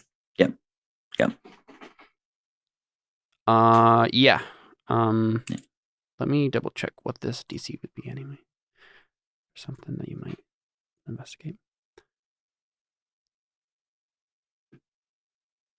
I'll treat it this way for now, at least before I'll look it up later more. But I think what I'll do is, Henry, I think you get the sense that something along this hallway is like something you could find out, and you can make an investigation check to actually find it. But like your sense goes off. You're just like, there's something along this wall here that maybe like is a secret door or something else. Like along. Is it something I could investigate at this point? Yes. Mm-hmm.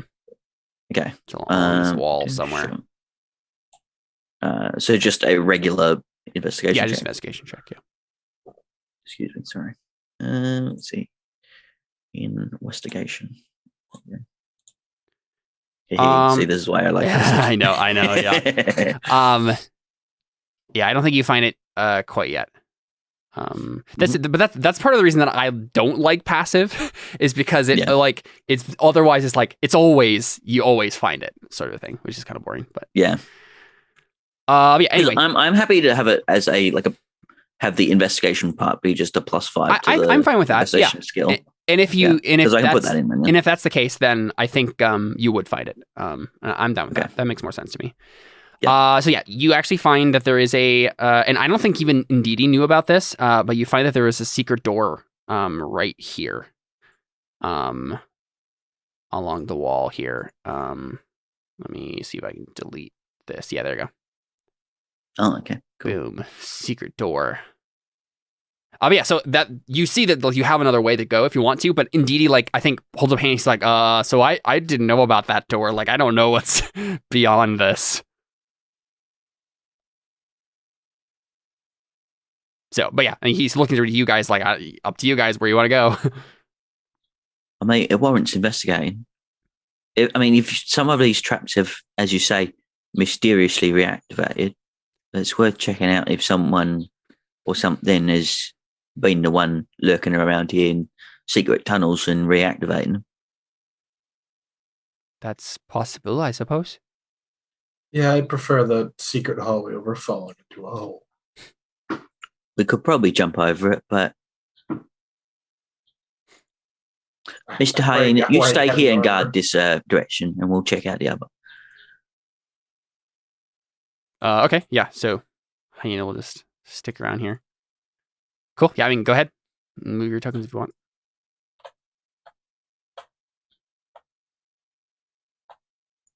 Yeah. Yeah, as you kind of like pick your way along. Yeah, so you see hallway turns, a door to your left. Hallway keeps going down. It was a very long secret hallway for him not to know about. Yeah. Hmm. Do you want to open this door here?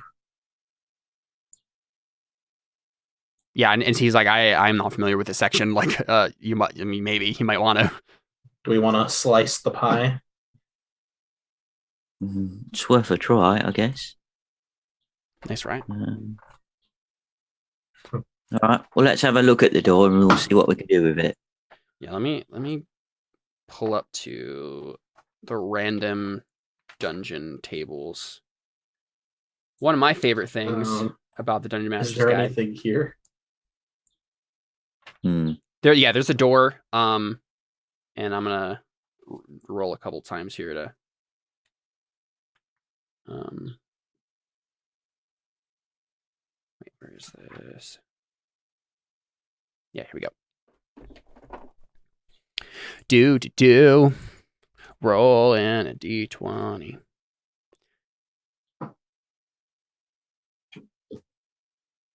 Okay, so this is a portcullis. So I gotta look at what a portcullis actually looks like off the top of my. Okay, yeah, that's what I thought it looked like. Yeah, so big iron gate is actually here. And so you look in, it's obviously locked in place. Like if you try to lift it at all, it's something's jamming it.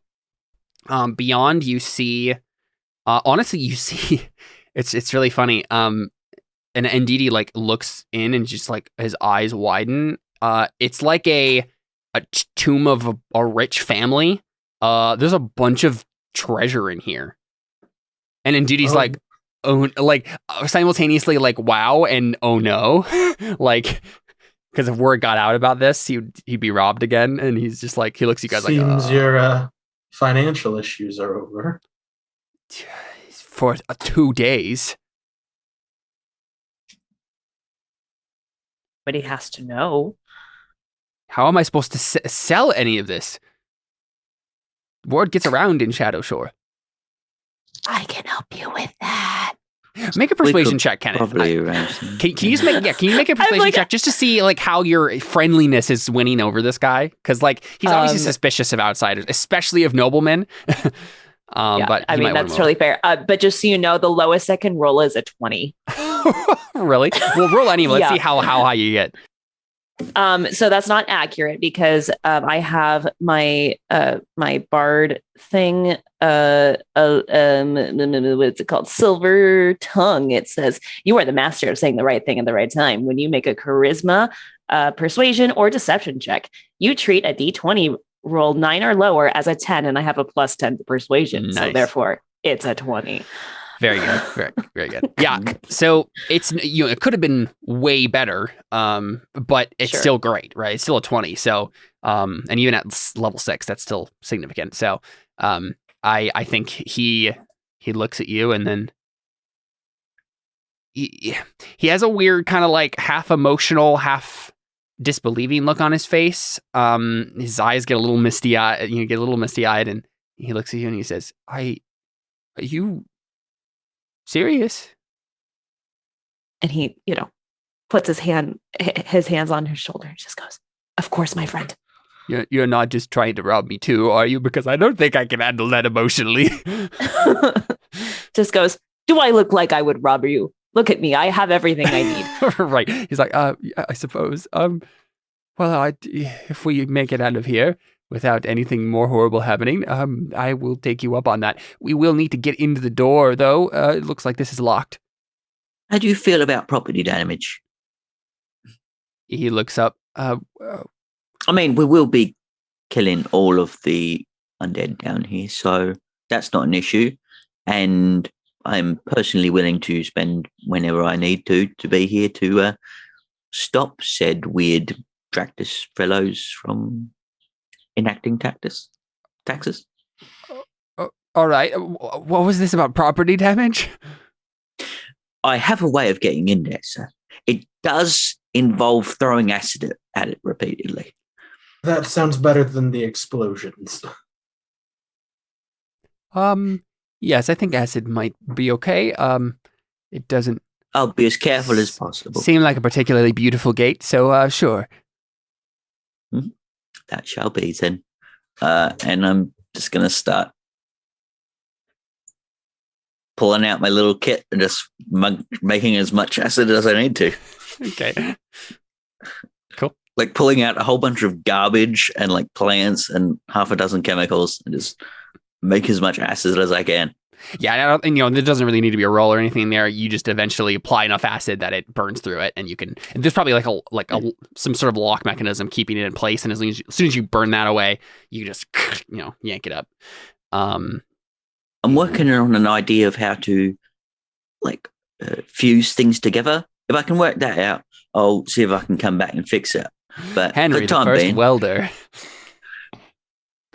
So Caleb, what is all in this? I'm gonna roll that real quick. Like a super glue or concrete is trying to get. Yeah. Let's see.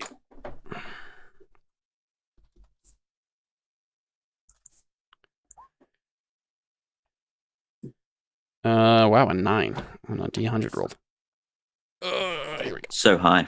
go. Such a big treasure hoard. Here we go. So not 9 gold.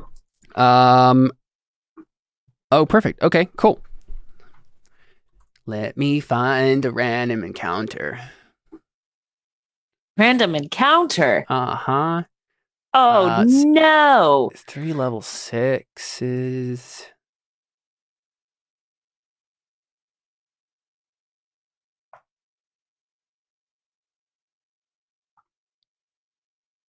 Perfect. Sweet. Sounds good. Yeah, so these undead were perfectly content to sleep in their little tombs here until you bother them. And then suddenly they're not so keen on sleeping. Let me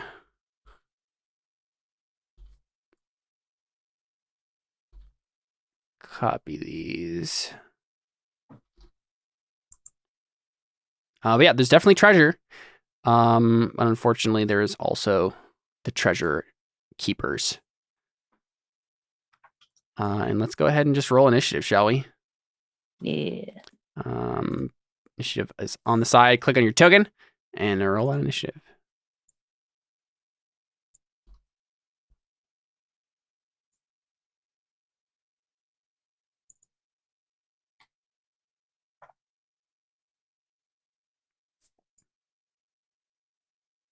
Mm-hmm. Initiative.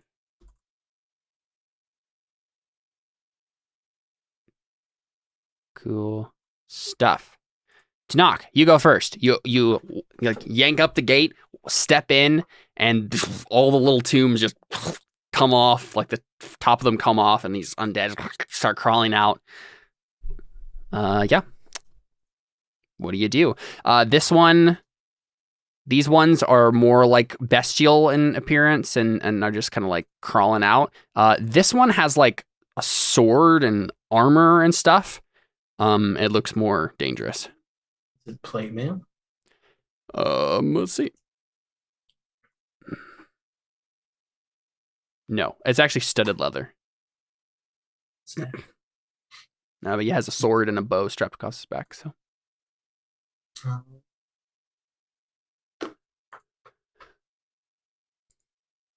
Cost. I will use my bonus action to 10 minutes. I'll use my bonus action to do Shield of Faith. I walk right here. And I hit this guy. Nice, just going for the big guy right away. Do it.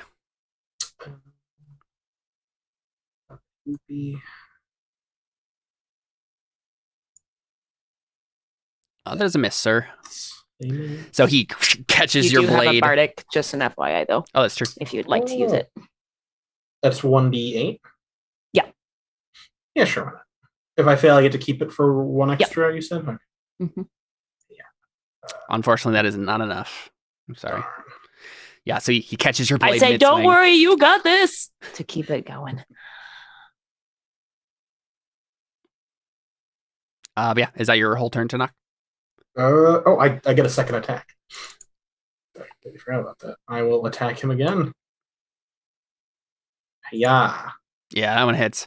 Yeah, so he catches the first strike, and you like push it away, and then stab him in the chest. Go ahead and click that damage. Let's roll that damage. 10. Very nice. And you know what? I'm going to do this because I didn't get to last time. I'm going to. And you have a regular sword, yes? I have a long sword. Yes. I meant like non-magical. It's a packed weapon. I don't know if that does anything. It might. Yeah, what does that actually? Does But it? I'm only Do you level have a 1 feature? warlock. Oh yeah, I doubt it would. So I don't give know you- if it does anything other than letting me use.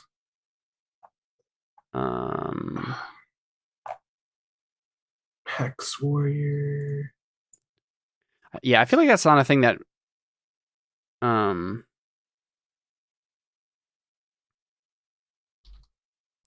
Yeah, I That think would- it's just charisma instead of strength. Yeah, that's what I thought. Yeah. Cool. Yep. And I'm Henry going to Smith. use a divine smite.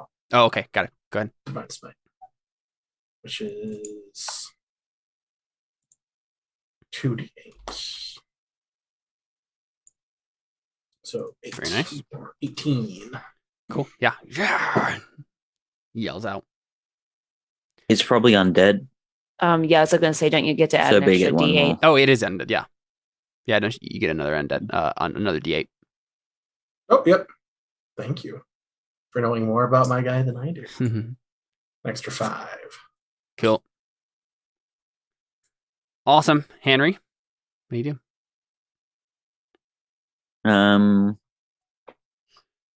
Henry says, Meat Shield, could you come give some assistance? And then just as you should probably get out of the way slightly. And tell the hyena to come start assisting. Let's see, speed 50 feet. 10. So that's 50. Going through people is difficult terrain, right? So 10, 20, 30.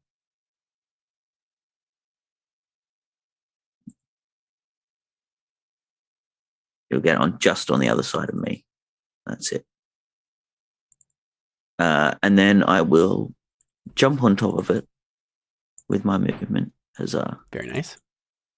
and I will chuck a couple of bombs. See, I have to actually target it at someone.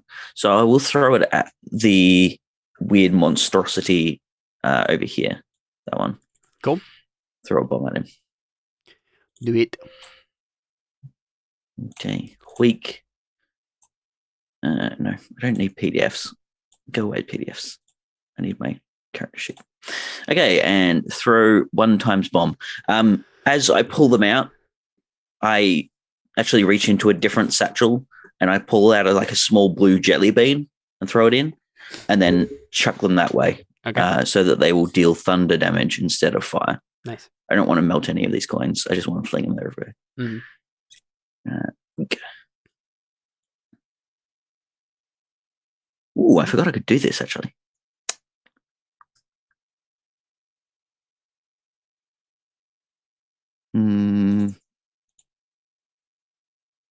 Yeah, I'll just do the usual 5-foot radius then. Submit. Weak. And does an 18 hit? Yes, certainly. Sweet. Is that? It has an AoE. It does. So the one that is directly hit Yeah. takes 2 thunder damage, and then it also takes 7 piercing, and the other guy within the 5-foot radius needs to make a dexterity saving throw or take Cool. 7 or 3 on a success. Let me make sure. Okay, cool. 7, and this guy makes a dex save. Well, he succeeded on that. So 3. 3, yep, 3 piercing, Cool, cool. which is not magical currently. Oh, right. Yeah, so just 1. Mm-hmm. Cool stuff. Is that it? And then with my extra attack, I will throw a second bomb Yeah, right. at the same guy. Cool. Woo. So I basically pull out my, I've still got my little swivel cannon out, Mhm. and I just throw in a couple of bombs into it, and they launch out like a grenade launcher. Nice. Boom. Does a 15 hit? Yes.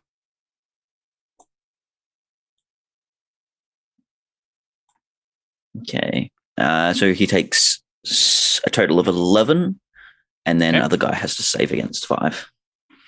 Sounds good. And he obviously doesn't make that one, so Whole 2 damage. indeed. Awesome. Kenneth Smith. Would you like to rush in? What Save the day? up? Well, I mean, I'm a bard. I ain't gonna rush in, but Kenneth will kind of come up here, just past the hyena, Mm. And I'm going to cast Shatter on this corner right here to get these two guys that are in the corner. Yes, cast Shatter. On the which corner? So on this corner, so that way I'm Okay. only getting these two, because if I did this corner, I'd also be getting The to knock radius? it in there. Yeah, it's a 10-foot radius. So if Sounds it good. starts here, then it'll just go out to the wall and then Yep. Yeah, there.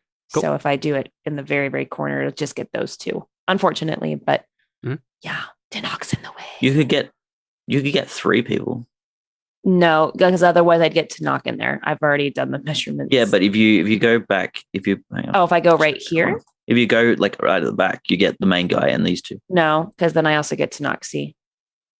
No, because you're right at the edge. If you put it right on the wall, then it's 10 feet gets you them there, and he's not in 10 feet.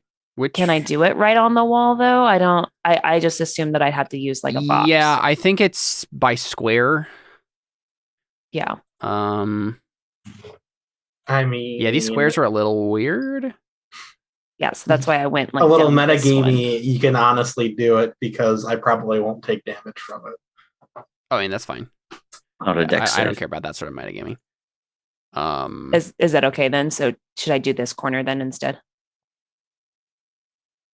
I mean, it's. I mean, Does Thunder have honestly, a- if you do here, you get all of them. Oh, I guess that's true. Does that have a dex save? Yes, it does. No, Right, it's con. It's con save. Oh yeah, con save, but yeah, Is it? Oh, yes. yeah, Shatter does. Con save. You do have my Bardic still, though, if you do fail it. So, does that? I don't know. Okay. I just don't want to Yeah, damage Yeah, you. I'm fine.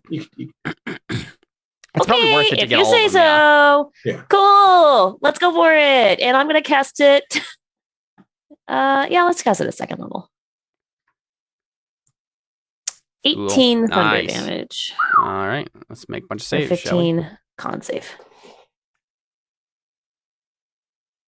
What's the con save? 15. They all fail, which means Yeah, save. one of them dies. All thunder damage. All the thunder damage. Yeah. So you do the same bag trick, and you just like they just explode. That And one then there's like some dies. coins that like scatter everywhere. Yeah. Yeah. And then I'm like, all right, cool. And then I go behind the hyena. Yeah, then I had to make a okay. So this one does save. So he takes Okay. half. 9 Sounds thunder. good. Yep. Cool. Thunder. Feel the thunder. Lightning and the thunder. I am a bard, so I probably would be singing that as I'm throwing it. I'd be like, Yeah. Yeah. I was lost in the middle of a railroad track. Yeah. I used to listen to that song all the time as a kid. Cool stuff. All right. Giant hyenas. And it's interspersed with just enough explosions to like avoid the MCA. And Yeah, right. Exactly. Yeah. Yeah. Giant hyena's turn. yeah, actually, technically, giant hyena acts on my turn, so you can remove that one. That was my fault. Oh, does he? Okay. I order him around as my bonus action. Got it. All right, cool. It's these guys' turns. They are going to pile onto. Actually, they're going to go ahead and just do the thing. And All right. the ghouls are going to attack you. The first 2 of these will be with advantage. Okay. So 20, 22, and 21. Yes, all just hit. I have 22 right now. Shield of Oh, Faith. because you have Shield of Faith. Right, okay. So none of them hit? No, one of them hits. Yeah, one of the ones. Yep. with the- Okay, so you take 5 slashing. Make a DC 10 con save. Okay. Yeah. Nice. You take 5 slashing damage. Right. That's all that happens. Because, tank. No. All right, Ndidi's turn. He'll go ahead and step in. And actually, is anyone even wounded? I mean, I am. Oh yeah, you are slightly. Mostly from Alyssa. Sorry. Oh, that's fine. I was going to make a really bad joke, but that would be spoilers for Jared. Oh yeah. I mean, Alyssa's already known for friendly fire, so it wouldn't surprise me if she did it more. What's that supposed to mean? All I know It was is friendly thunder damage, not friendly fire. At least it wasn't an arrow in my back. Oh yeah. Whoa. Okay, that was like season 1. Let it go. That was 3 years ago. What he's going to do is he's going to rush up,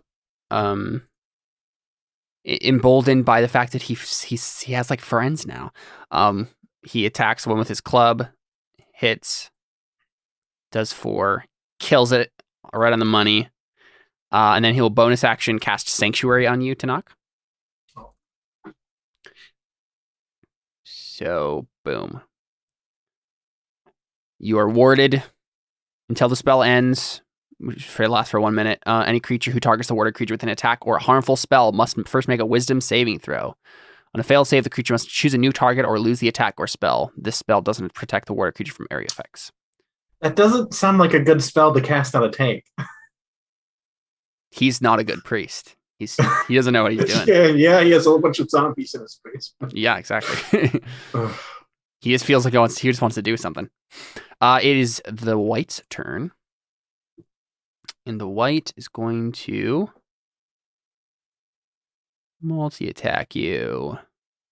Doesn't he have to make a wisdom save? Yes, he does. Right. He succeeds.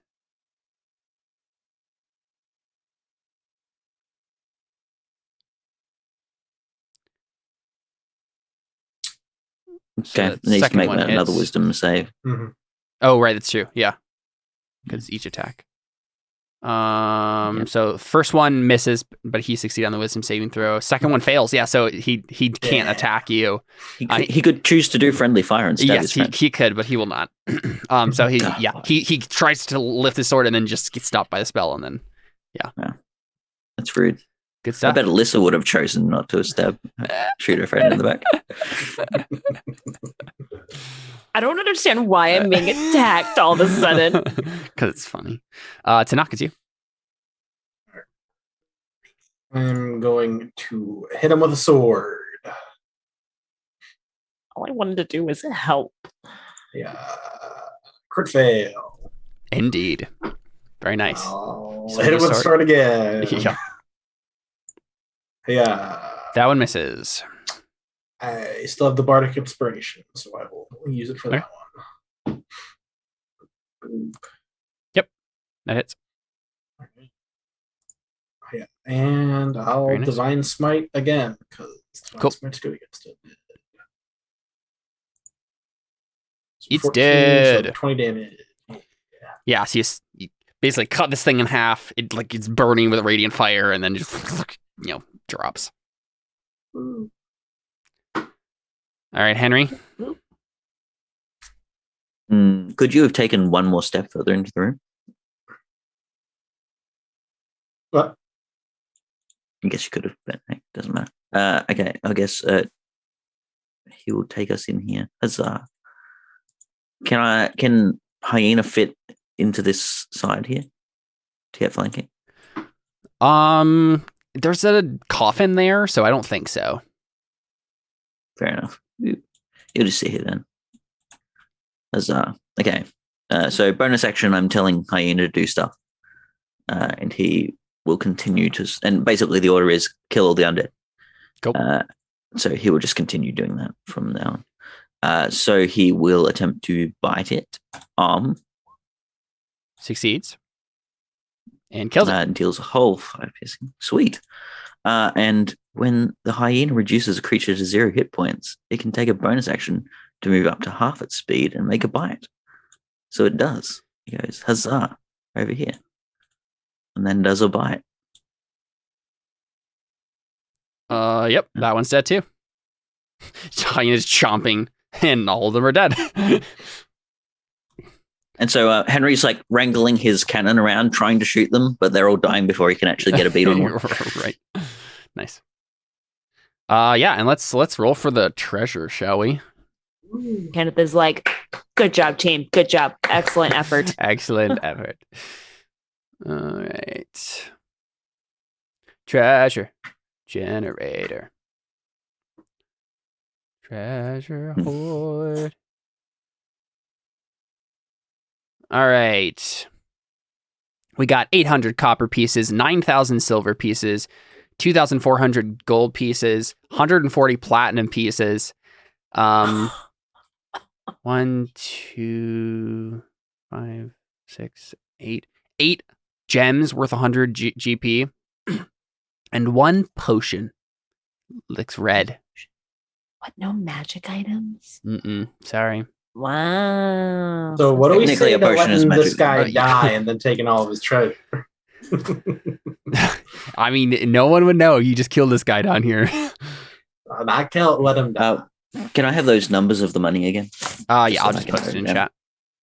For his finances, of course. Not Right. I was about to say, right, because we're not taking any of Potion it. of Yeah, fire breath. it's a potion of fire breath, yeah.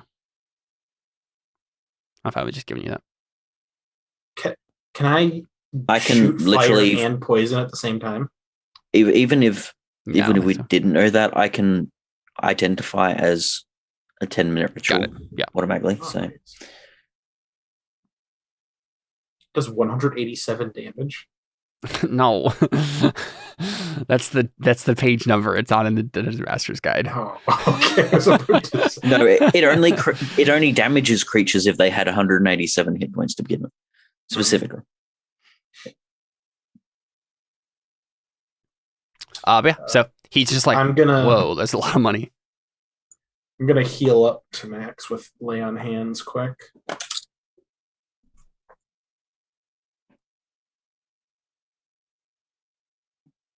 And I should make note that I threw 2 of my bombs. There. So if you wanted to, I could fix that for you. Never mind. I guess we'll need. I'll keep my herbs. They lose their efficacy if you get treated with them too many times without a rest between. Oh, you were They getting need time to take it. But no, I hold up the big satchel of herbs and stuff that you've seen referenced when I said I could revive someone 39 times. Yeah. The ones that I tossed down your gullet once before. Cool, yeah. Awesome. I'm Y'all- like, y'all keep well, I going. think your money problems are solved for now. Mm-hmm. Yeah, I would he seems very grateful. probably keep the secret door shut. Nods. Cool. You just keep going down the hallway. I also want to, let's see, hold on. I want to do something. I don't know if I can do this or not. Let's see.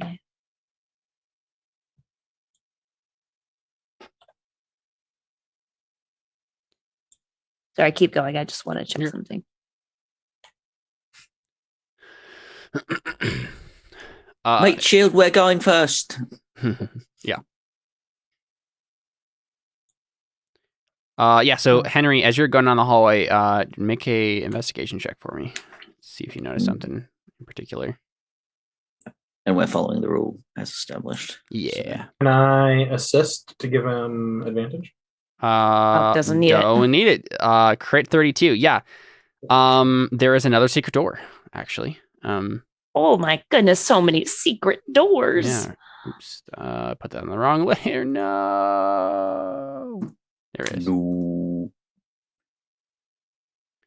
My goodness, this place is just full of secrets.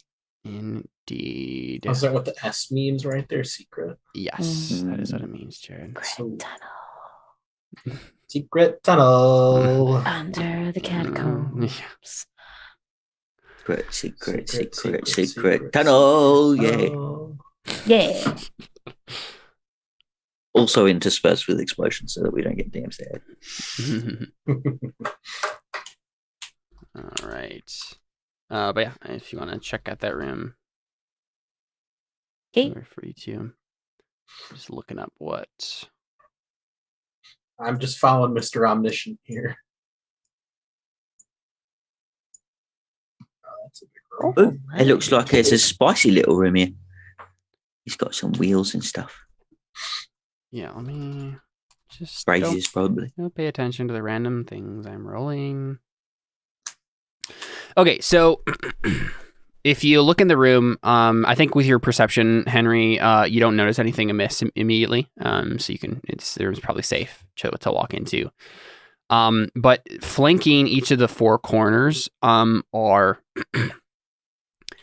just statues of what are probably long dead people. It doesn't look like there are any tombs in this room. But you're not sure what else it would be for, right? It's just like statues probably commemorating dead people.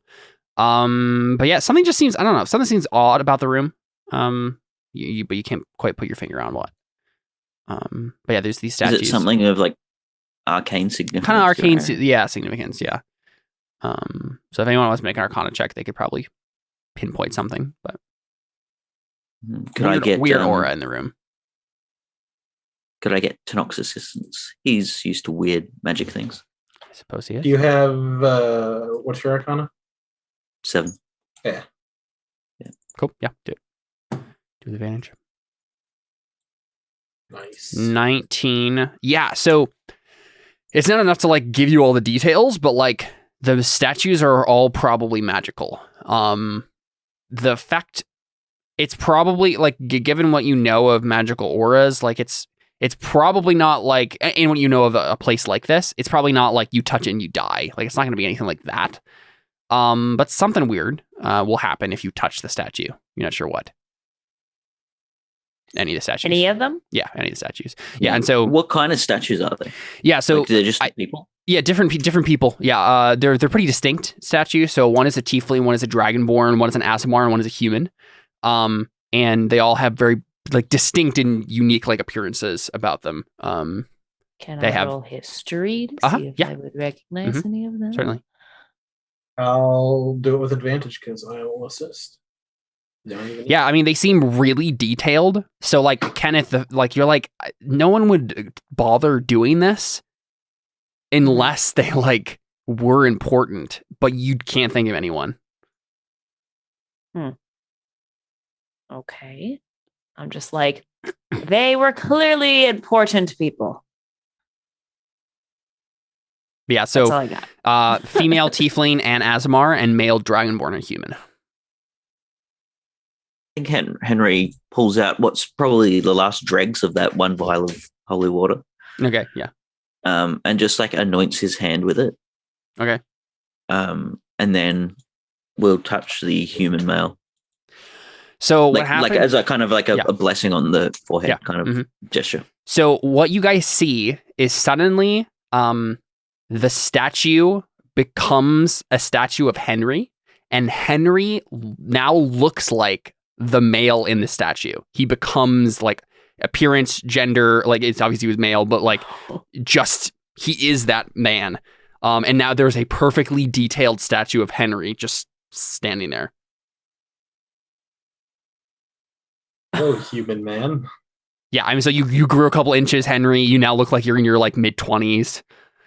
Are you a different Henry? Are you still Henry?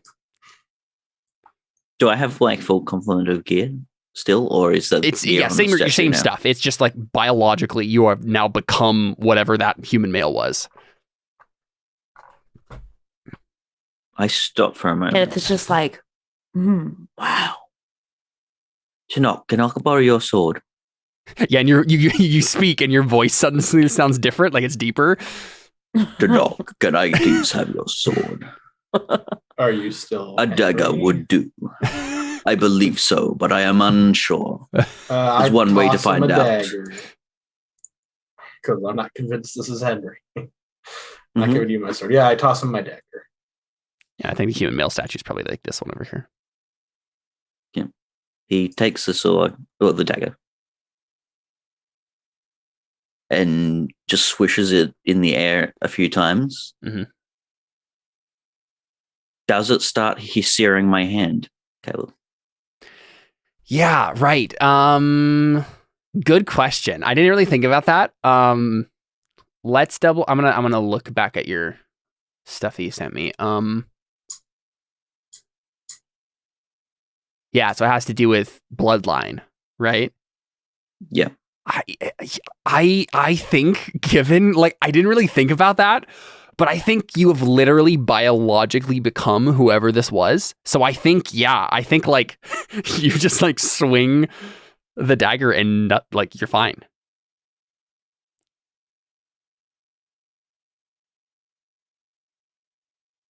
How you doing, Henry? Well, that's the thing. There's also something I'm going to send you a message, Kel. Yeah. Because there's a thought. I didn't even think about that, but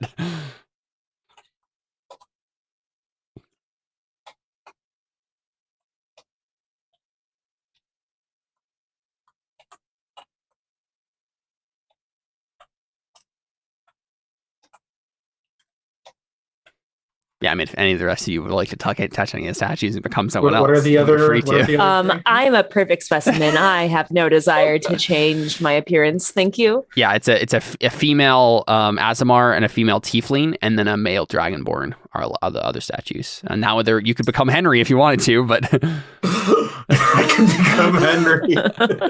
Let's all become each other. I have sent the Oh, okay, yeah.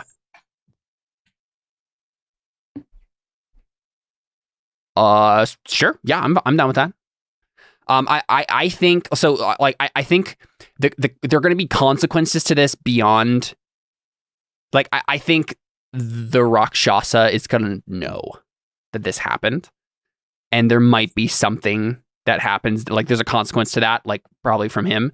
But we'll figure out what that is. I don't think Henry is quite free from the curse entirely, like at least the consequences of it, but biologically you are no longer in the bloodline, so you don't know who this guy is, but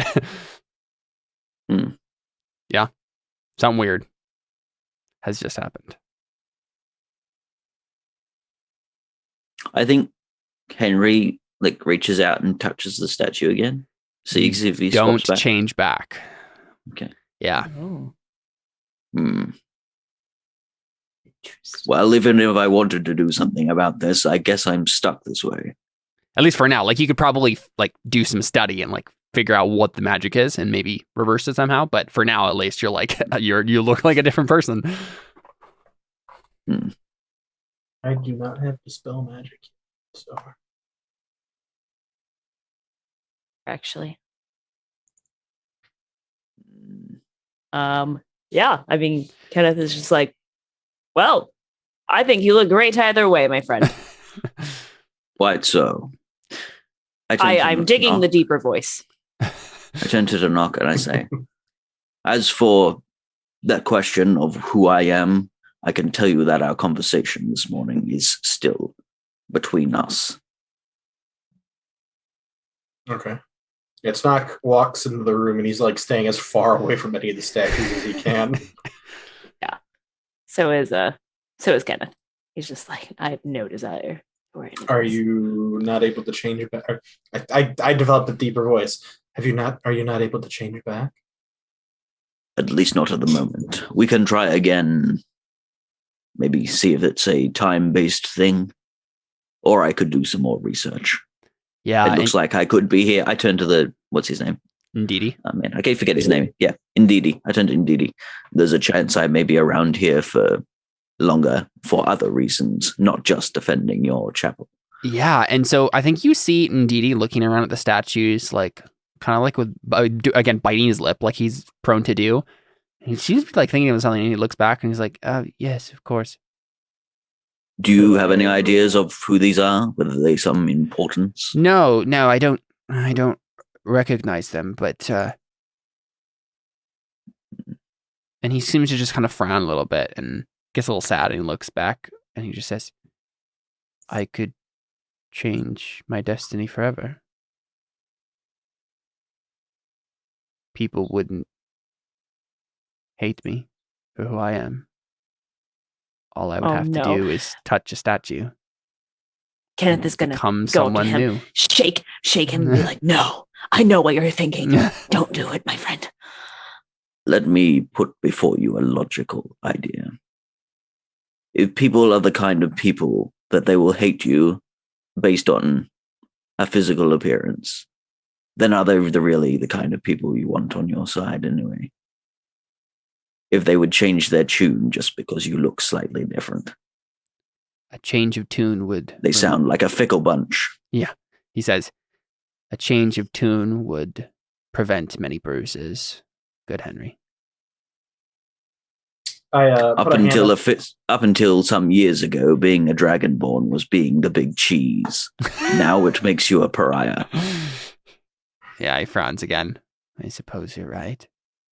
Now, honestly, I want someone to make a persuasion check here to like talk this guy out of it, because he's like seriously considering it. I mean, like, sounds like Henry's I doing most of the thing talking, but I put a hand on his shoulder and I say, God made you the way you're supposed to be.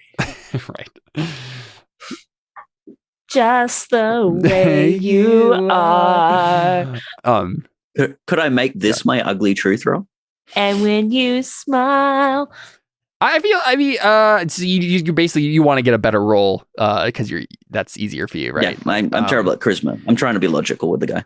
I'm fine with that, and obviously Kenneth and Tanakh are helping you, so you can take advantage, I think, as well. So if you'd like to do your intelligence-based persuasion, I am fine with that. Yeah, and even if I didn't, I was gonna probably do a flashback. So let's see, intelligence. I'll just do a flat intelligence check. Yeah, that works. Because I don't have proficiency. So. Got it. Oh, dang. Yeah, I mean, I think what happens is Henry, what's the last thing you say that just like totally convinces him? I think it's literally that. It's up until a few years ago. Right. Being a dragonborn was a pariah. Yeah. Oh, no, but being a dragonborn was the big cheese, and now they're a pariah. Yeah, and I think he asks you one last question. He just says, but if only for a moment. And he's like, looks into your eyes. And yes. Yeah. Momentary comfort. I look at him and I say, this too shall pass. Yeah, and he just breaks out crying. Yeah. And Kenneth's just like, shh. Okay. Yeah, but you were saying the right things. He gets it. Cool. I mean, yeah. Any of the rest of you want to change into a new person? Nope.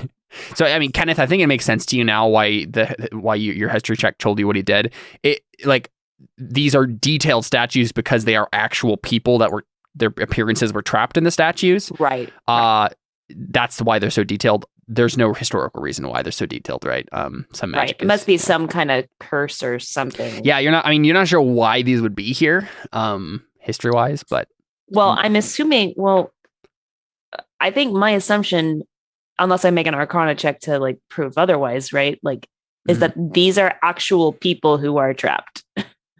Well, like given that cursed. Given that Henry, he obviously like knew things. I'm still me. Yeah, he's still Henry. And I think if you but I mean, like, it's clearly these images came from somewhere, though. Mm-hmm. Yeah, I mean, they started with someone for sure. Now, whether or not the original creation of the images like required human sacrifices to give the first appearances, you don't know. But that seems like the logical conclusion is that someone had to sacrifice their appearance and not get anything in return to make these a thing. Should I make a flesh stroke, Caleb? Honestly, if anyone would like to make an Arcana check off that assumption, feel free. Yeah, sure. Because I think I know what this is. Everyone roll Arcana. Everyone's doing Arcana. Well, everyone's proficient in Arcana, so we might as well just pile them all. Yeah. Tanakh, you're I think the person who puts it. Each of you get pieces of this, but Tanakh, I think you realize what this is.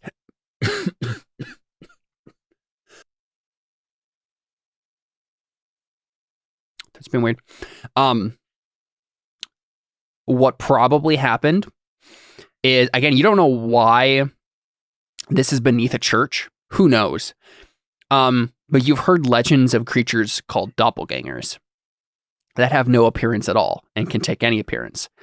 And it's probably likely that at least maybe this isn't like the creation myth of the race, but like people maybe could become doppelgangers by doing whatever this magical thing was, creating a blank statue, giving up their appearance to it so that they can take any appearance, right? They can basically become a doppelganger and like have a blank slate. And you know, whatever's left of the magic here does something different than it was originally intended to do. But yeah, that's your guess. You mean you're an arcane person, you've done research on things and you've heard legends. You've got a very interesting church here, Chibuti. I don't remember his name. Chibuzo. Indeed, Chibuzo. Yeah, he frowns. He says, I have no memory of this. How old do I look? Like mid-20s. How old is Damien? About the same. Mm. Yeah, I think you're both about the same age now, I think. Yeah. Well, yeah, and so I think I will certainly make for a strange apprentice. Seriously, yeah. I mean, you're still mentally, you feel like the same person mentally. But I mean, and to be honest, Henry will probably start experiencing some weird body dysphoria stuff, right? Where like you don't feel like you belong in this body because you don't, right? So that'll probably be weird. Say, does like his strength and dex modifier change at all? It's just the mental stuff stays the same? I don't think so. I think, yeah, it's just appearance, I think, is what's going to change with this. We won't worry about actual mechanics, I don't think. Okay, I was just curious. Mm-hmm. Yeah. How old is Henry? I was 18. Yeah. So yeah, he gained about 8 years. Yeah. Think of all the things I could have learned in that time. Yeah. It's true, right? Like you're probably going to die sooner now than you were 2 minutes ago. I am going to update that thing now, if that's okay. Yep. Mm-hmm. But yeah, cool. What's the rest of this look like? Yeah. I mean, what's down here? Yeah, I think from the inside it's obvious that it's the other secret door that could lead into this place. But so many long hallways. Yeah. I mean, it's a catacomb, right? Long hallways and then offshoot rooms. So I guess I ask him, like, okay, does this hallway look familiar? Like, does this hallway look familiar? Yeah, he frowns again and says, no, it does not. I am honestly not entirely sure where we are in the facility at this point. He only had he only knew about like the one first long corridor. Yeah. But yeah, honestly, like there was a bunch of traps down that hallway, so he was like okay with going this other way. Well, are we? Like to Henry, like, are you ready to move? Or I keep getting a deep voice. Are you ready to move on? You mean in life or in this dungeon? Both. We may as well complete it before we start getting our heads in books. Cool. Yeah, so feel free to go down the hallway.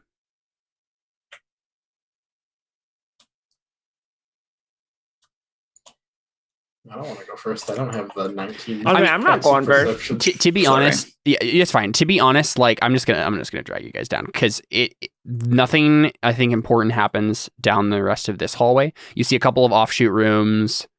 Nothing important. Just more catacombs. You get down to the end of the hallway, and make another investigation check for me, Henry. Sure.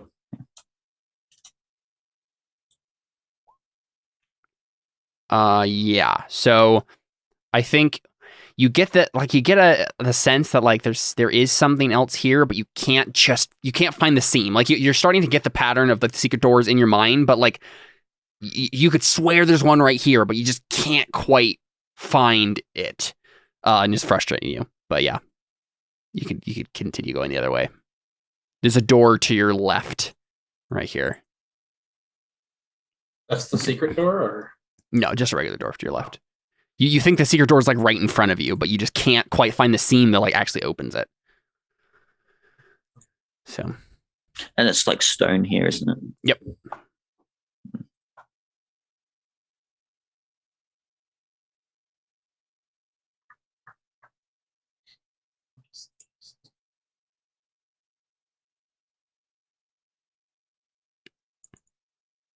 well, then let's go through here, I guess. Where are you gonna go? Unless Kenneth wants to make a investigation roll to get the door down. I don't have proficiency, but I have a +3. I guess I could roll it. If Yeah, you get lucky. Yeah. Sure. Of course. that. Yeah. I don't. Yeah. Duh. If you get lucky. Of course, when I say that, that's what happens. Henry's like, If I you know roll there's a something around natural here. 20, you can catch the shield. That's fine. Henry's like, I know there's a draft here, but I can't work out exactly where. Please tell us how you open it. I was gonna say, I think Kenneth literally just like isn't paying attention to what Henry's even saying and just leans against the wall and just. Probably. Like you probably keep going. And I'm just like, good. How much longer? And then just like, Yeah, it just fall back on it. Opens up. Yeah, another hallway opens up and Didi is just still like, none of these are familiar. I worry that I don't know what's beyond. You want to go here first or here first? Go down the secret hall.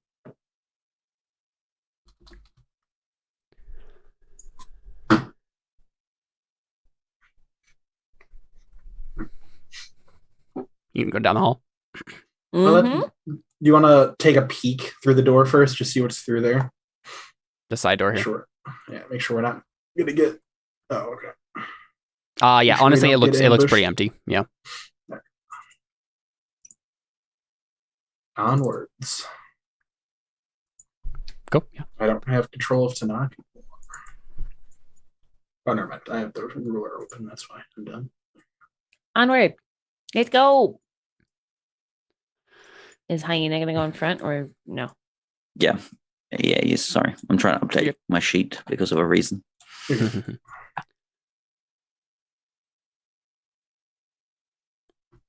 Yeah. So you see that there is a room off this way with a door and a room down here with a door. And the hallway continues. Check out either of those doors. I mean, may as well. We're quote unquote paid to clear it. Yeah. Undead. Henry, I think your perception spots a trap on this door. So Oh dear. if you want to open up the door, you'll probably have to deactivate it somehow. But you can sense that there is something on it. Mm-hmm. What kind of trap is it? I think it's magical. So if you touch it, some magical effect's going to go off. Just find this. Sample traps.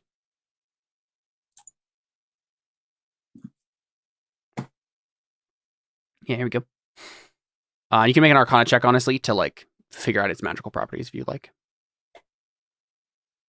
Or anyone who has Arcana, honestly, but.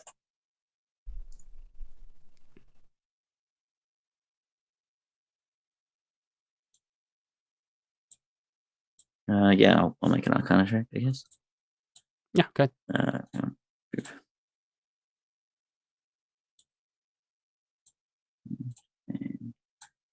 Oop. Okay. Yeah, so I think you see the presence of ash and faint burn marks around the air, like the way where the door is framed. So you're guessing some sort of fire thing. And I think also, honestly, that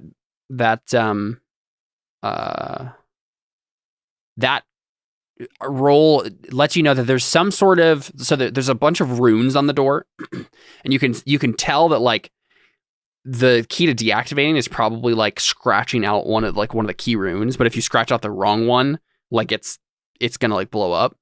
But you like, as the 18 takes you as far as that, but then you're like, the runes themselves, like you don't necessarily recognize. Anyone can make a religion check though, to know like more about the runes, so that you know which one to face. Maybe.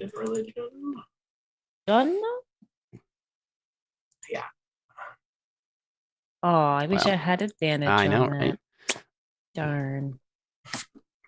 Yeah. In all honestly, fairness, I think Kenny probably is a Christian. yeah, he probably is. Oh. And honestly, Kenneth, I think the 16 is actually enough. But it's actually not Christian runes. Right? It's legit like. Honestly, I don't even know if the Igbo had a writing system, but whatever this is, it's in our version of this world, the Igbaye, the tieflings that live in this region, I think do.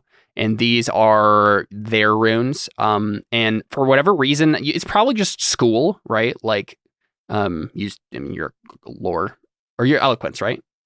Eloquent. But you still have schooling and you're a bard. Yeah. So you learned about this at some point. And you know that, one of the runes obviously means extinguish. and if you just scratch out that one like it's a lottery ticket or whatever, you just, Okay. it'll So yeah, deactivate. so I just like go up and I just say, may I? To Henry. Certainly. And then I just scratch it off. Yeah. Yep. And the door opens. And I don't think there is. Let's see. Yeah, let's go for it. Let's do it. Let's do it. Gotta throw a dragon at us at the last second. No. And there are not a whole lot of.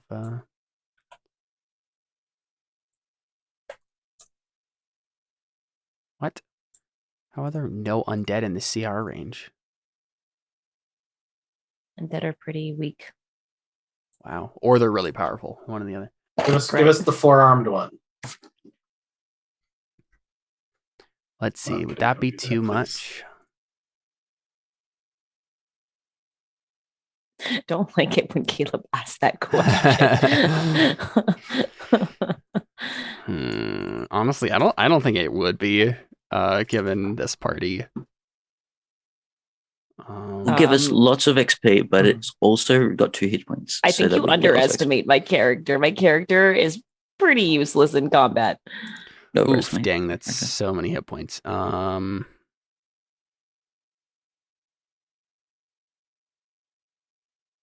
that's too much of a fight that I don't want.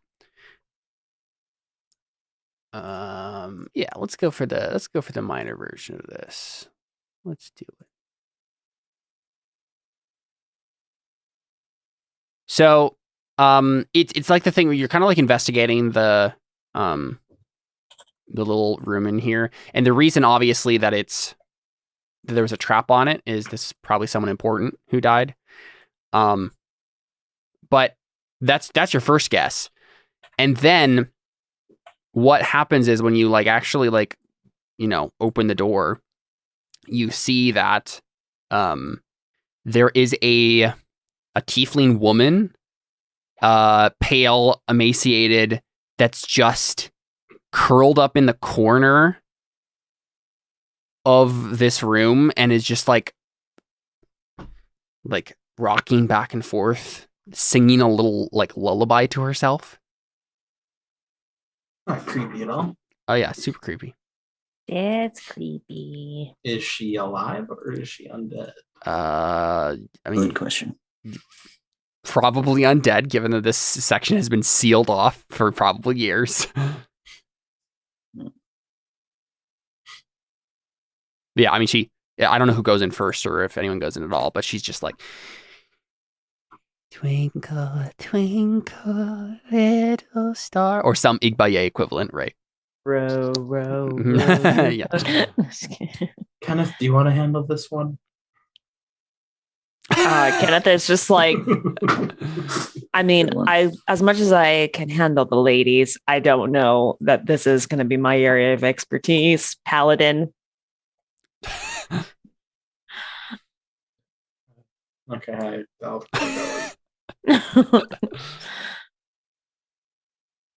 She looks up. Are you here to rescue me? If by rescue you mean push you out of your misery, yes. Are you just gonna attack her? Does she attack me? I mean, no. Can I, like, do like the whole be gone, go to heaven? I mean, you do that. It doesn't do anything, but could the Christian priest do it? I mean, indeed, he like walks in. He doesn't have turn undead though, so he like does it, and then I think he's just cringing, and then starting to hiss, and you can see that he has like big old fangs. The girl or the girl? Yeah. Oh. Yeah, indeed, he just turns to you and bites your neck. Okay. Oh no, it's a vampire all along. Okay, well, I guess I just smack her with a That's sword, why he's not a Christian anymore. Because he believes his soul is gone. And what honestly, twist that would be. Yeah, let's do this. Roll initiative. Let's do it. It'll go quick because there's only one of them. But hey, either that or I'll die in one hit.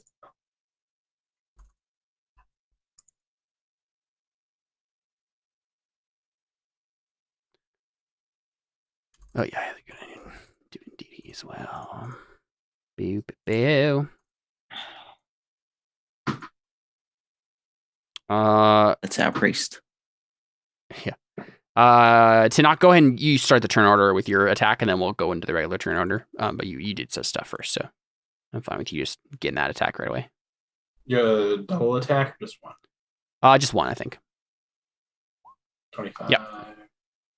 Oosh. Very nice. That's just slashing. Hmm. Yeah. Okay. No Cool. token. It's not as effective as you think. Yeah. All right, and DD is going to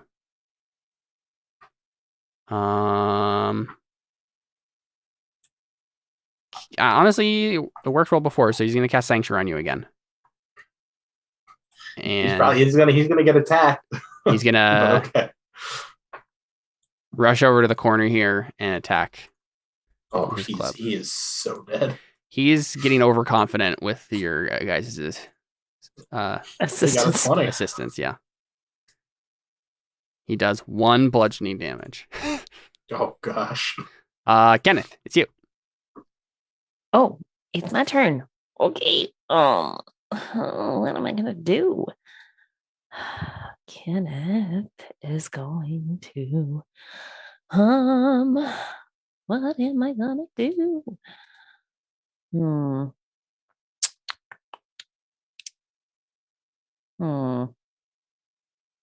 me see here.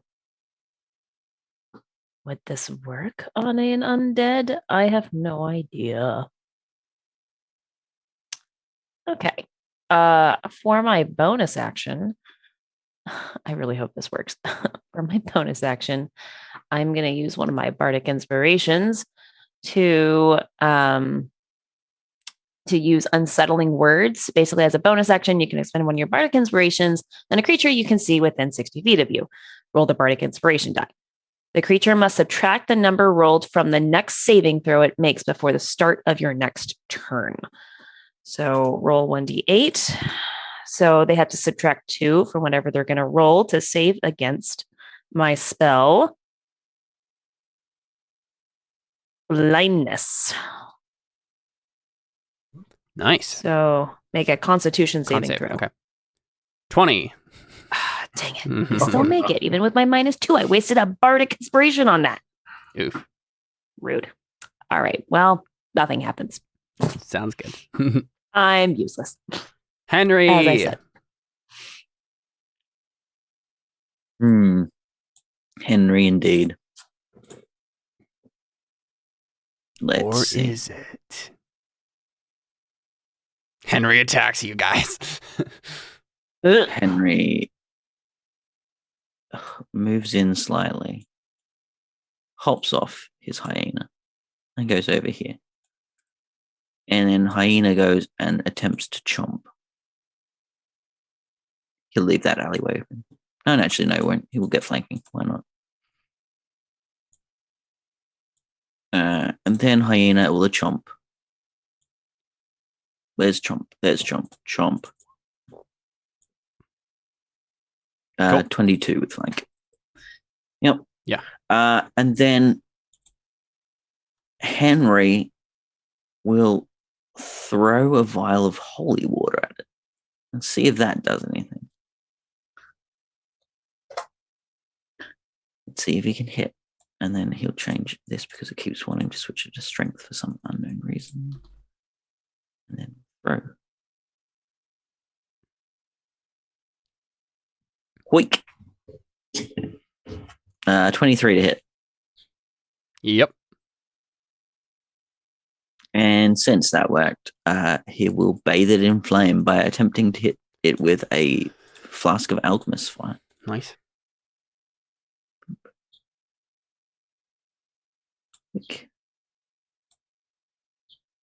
20 to hit. Mm-hmm. And ignore that bonus because it takes it on the start of its turn, not during this instant.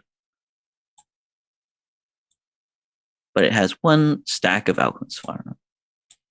Cool stuff.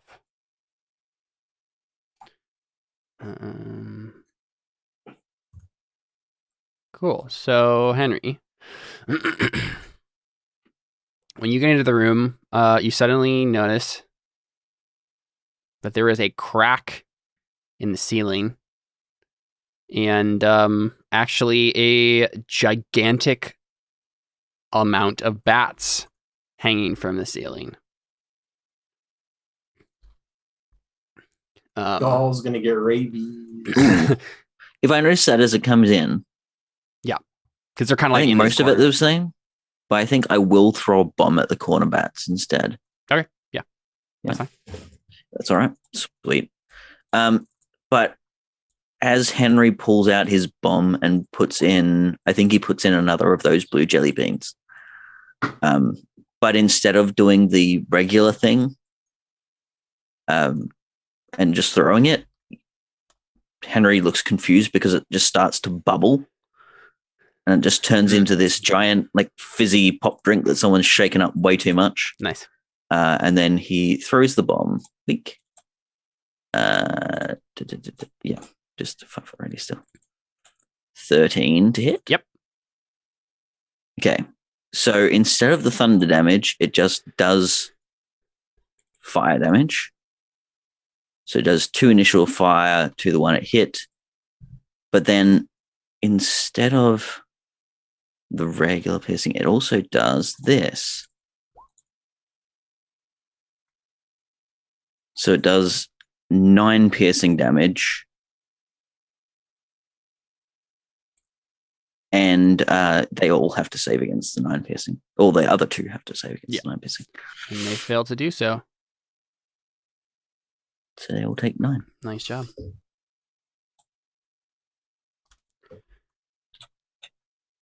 Tinok. I will double attack. Yeah. That hit. Yes, indeed. Nice. Yeah. Yep. Nice. 23. Half that, but yes. I need to get a magic sword. Don't we all? Yes. All right, it is. David, who has his +5 magic sword. It's not actually a +5 magic sword. Is it +4? Not yet, anyway. No, it has a potential to be. All right. Oh, wait. Currently, it's just finesse heavy reach, special, all those good things. All right. It's going to claw you and then try to bite you. Me? Knock. Yeah. Misses neither of those both. hit, but wisdom save. Yeah. She is. Oh, right. Yeah. Uh, I mean, it doesn't matter because she's no, gonna miss. because Oh, she could what's do his name? redirect it to Indeedy. No, it's because Sanctuary was well and truly over by now. Well, he just cast But it. he There ain't- cast it again. At the Oh, beginning. okay. Yeah. Sorry, I missed it. Yeah. He cast it again at the beginning of the comment. Yeah. But yes. I definitely don't secretly want Indeedy to die. Oh, but also, no, that's what Why I are was we thinking. just going to take all the money and then leave the church? I mean, if he dies, yeah. I don't know if Kenneth would let you do that. That's what I was thinking. So the wrong thing. Tanok did attack, and so it ends. Oh, right. Oh. I forgot that I did that. Yeah. I said the wrong thing. I meant This guy really sucks at being a cleric. Yes. Or a priest. Well, he misses, or she misses anyway, so she just flails at you ineffectually. All these bats are gonna come down and attack you, though, Henry.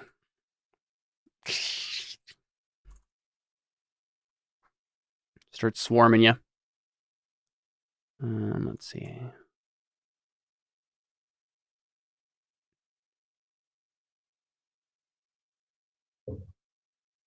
Hmm. 17, 23, and 23.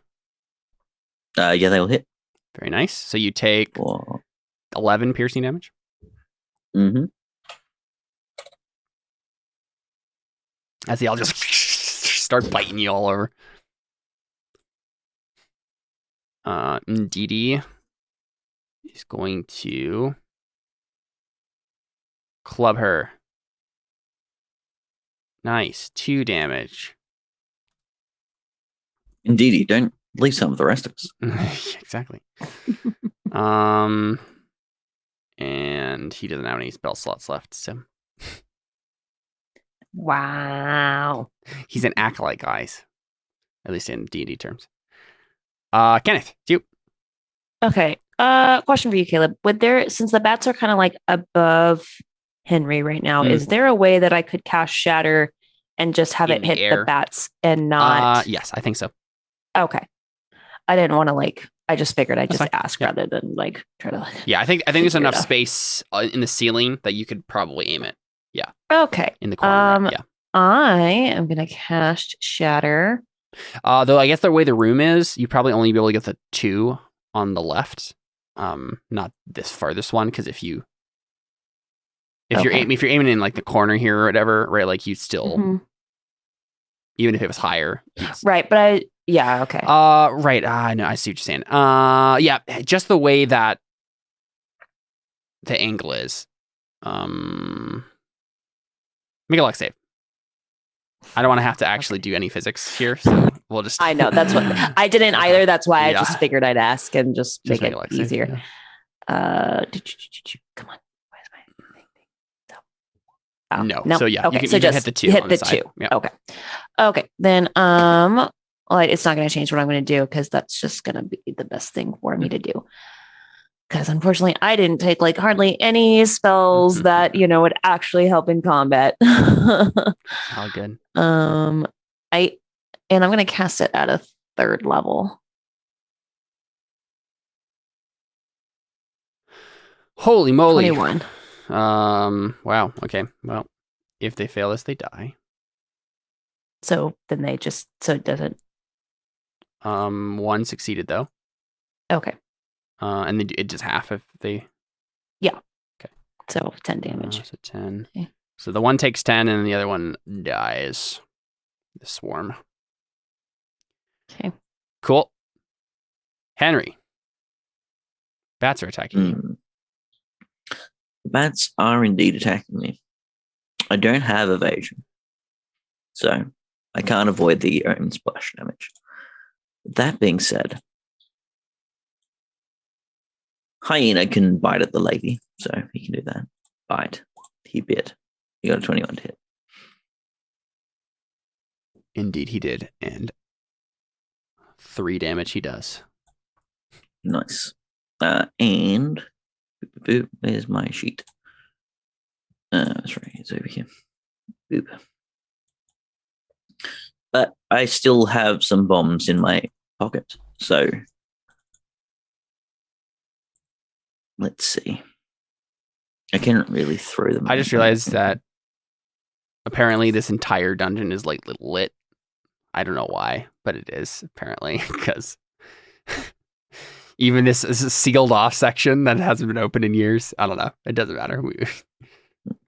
I mean, I can cast light as a cantrip, so there you it's go. Yeah, I mean, it's all good. it's pretty inconsequential at this point. I think Henry goes a climbing on these boxes. What? So the bat's going to attempt to bite me. Yeah, they was essentially just body boxes. So go for it. So they can make attacks of opportunity at me if they want. These bats. Cool. And I'll prepare to take damage. Let's see how much horrible damage I take. Hundreds, I tell you. Hundreds. And then once they have bitten me, as long as I don't take 34 points of damage, I will attempt to throw bombs at them. I understood what was happening there. Okay. Yeah. Here we go. I think they both missed. So. Yep. They both miss horribly, and I throw 2 bombs at them. Go. I'll aim for the one in the corner to hit the other guy as well. Do it. Let's see. Bomb. Here we are. Bomb. Weak. So this is the first one. Is it 21 to hit? And let me just roll this to make sure. Okay, I guess we are safe. So 6 initial fire, and then total of 11 to save against for the other guy, but straight up 11 to main guy that I hit. Yeah, the one that you hit totally dies, and even if it saves, the other one's gonna die too. So, they're all dead. All the bats burned to a crisp. Very dead. Okay, that leaves me on a nice round 6 bombs. As I will throw a vial of acid at the girl in the corner. Very nice. Weak. Yep, that hits. 11. Cool. Although, no, I'm within 20 feet. I can do that. Cool. She is not about it. To knock. I think this lady is like violently screaming like a lullaby at you. Twinkle, twinkle, little star. As she's like attacking you. It's probably some like Igbaye lullaby. But yeah. The screamo version. Yes. Screaming it at you. Am I able to do a sword attack and then an Eldritch Blast, or is that not? No, yeah. No. Eldritch Blast is an action, so. Okay. Oh wait. That's not worth doing. She's not. I'll just use an Eldritch Blast then, since my sword. You get disadvantage though, because you're right next to her. And it's ranged. Yeah, it's a ranged attack. Yeah. I'll take a step back and take an attack of opportunity. Okay. Sounds good. Yeah. He missed. So I'll just step to there. Eldritch Blast. Hiya. Yep. Okay. That's one good hit. Roll for the second attack. Do I not add my charisma modifier to that? No, not that's the damage. No. That's a specific Eldritch invocation. That's a later warlock thing. Okay. But you can make a second attack because you are level 5 or above. Yeah. Oh, that's better. What do you mean a second attack? You need to do a second attack roll. Not damage, but yeah.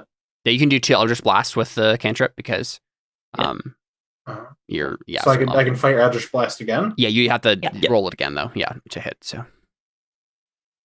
yep. So you can deal 7 with that. Oh, nice.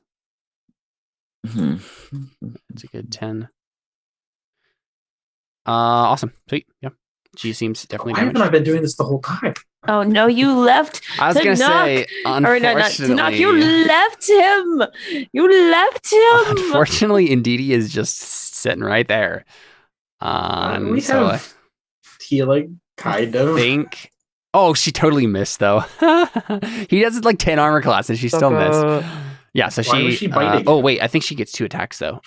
Yeah, so she can attack with her claws too. She also missed that. Okay. This is the Apparently he's not a The totally worst unlucky vampire priest. lady ever. All right, dude. that's fine. Obviously, the sanctification of the conversation earlier has Obviously, rendered him yes. really Obviously. unattractive. Certainly. So, Indeed, he is going to attack her with a club. And apparently he's rolled Wow. 20s. So Look at it. I think he missed his calling as a fighter. Go. I know. In another life. Cool. Kenneth Smith. Okay. I mean, yeah, I'm just gonna make fun of her. I'm gonna be like, your singing sucks. Singing. I wasn't singing. Let's see. Yeah, for 5 full damage. If she fails her wisdom save. She doesn't do. I think it is. Yeah. Yeah, because it's 2d4 now that it's a hey, and she has disadvantage on her next attack. Isn't that nice? A. Henry. Henry Smitherson, of the famous name, but now not looking anything like Henry Smitherson, Exactly. will throw all of 2 vials of acid at this one. Yeah, do it. Be quick. Bolt hit. And pretty sure she's dead. Yeah, she's dead. Very nice. She dissolves into acid. Just very nice. Hey, there's treasure in this room, by the way. Ooh, Oh, So, hey. Congrats on that. I loot 1 treasure. 1 times treasure. There's not a big pile of coins. But there are these items worth these amounts. And then there is a spell scroll. A strange bag that seems magical. What does this appear in?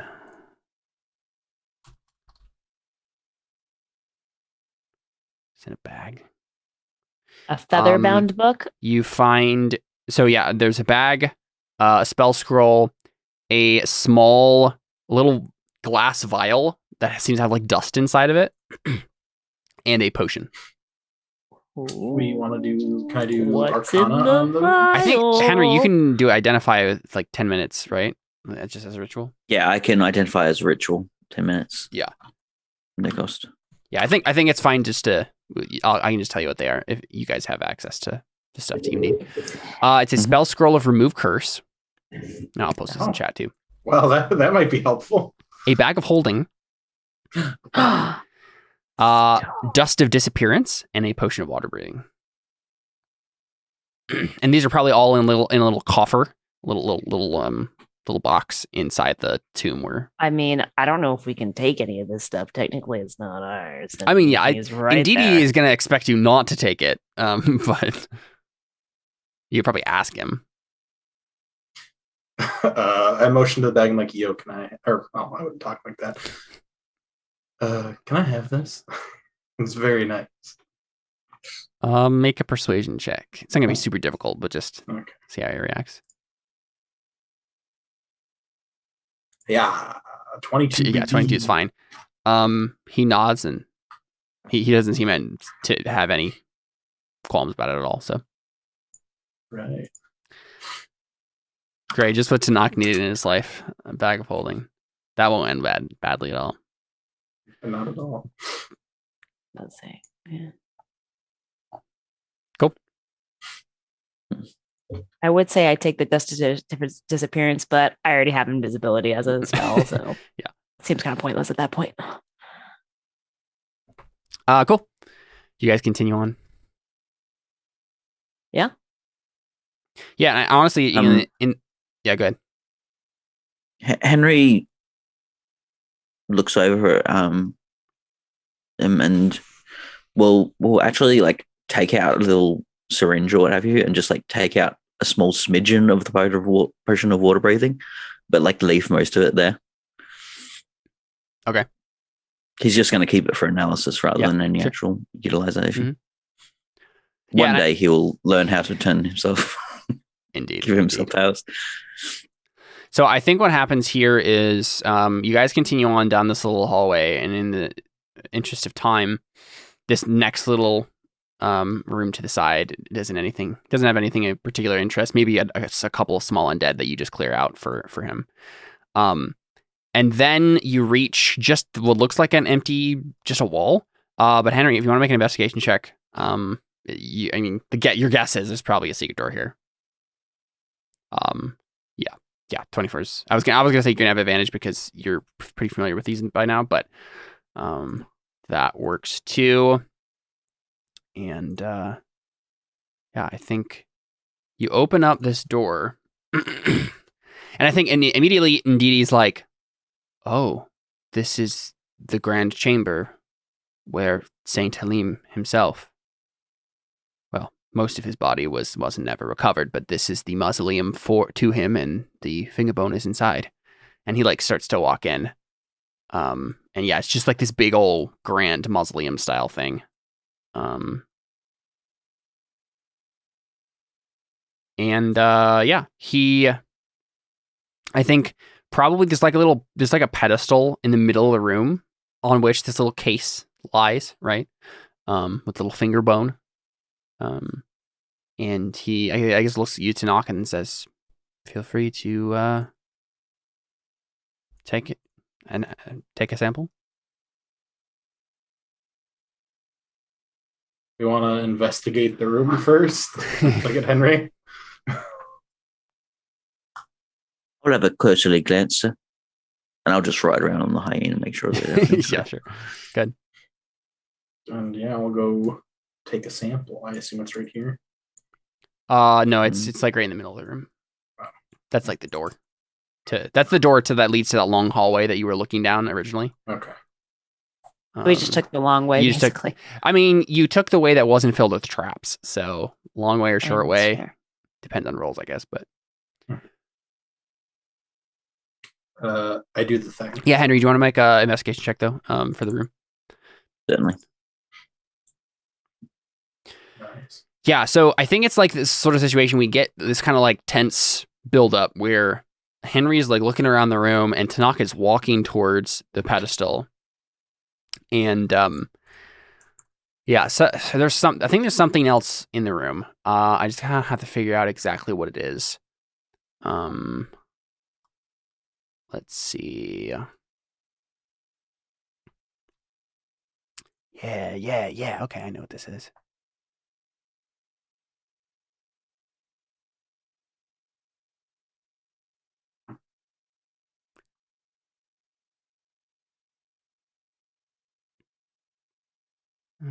Yeah, here we go. Let's do that.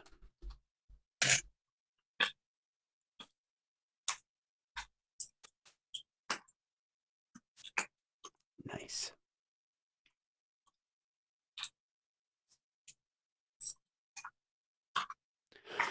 So I think what happens is, the thing you notice, Henry, is that there is a side room over here, where the door is just broken down.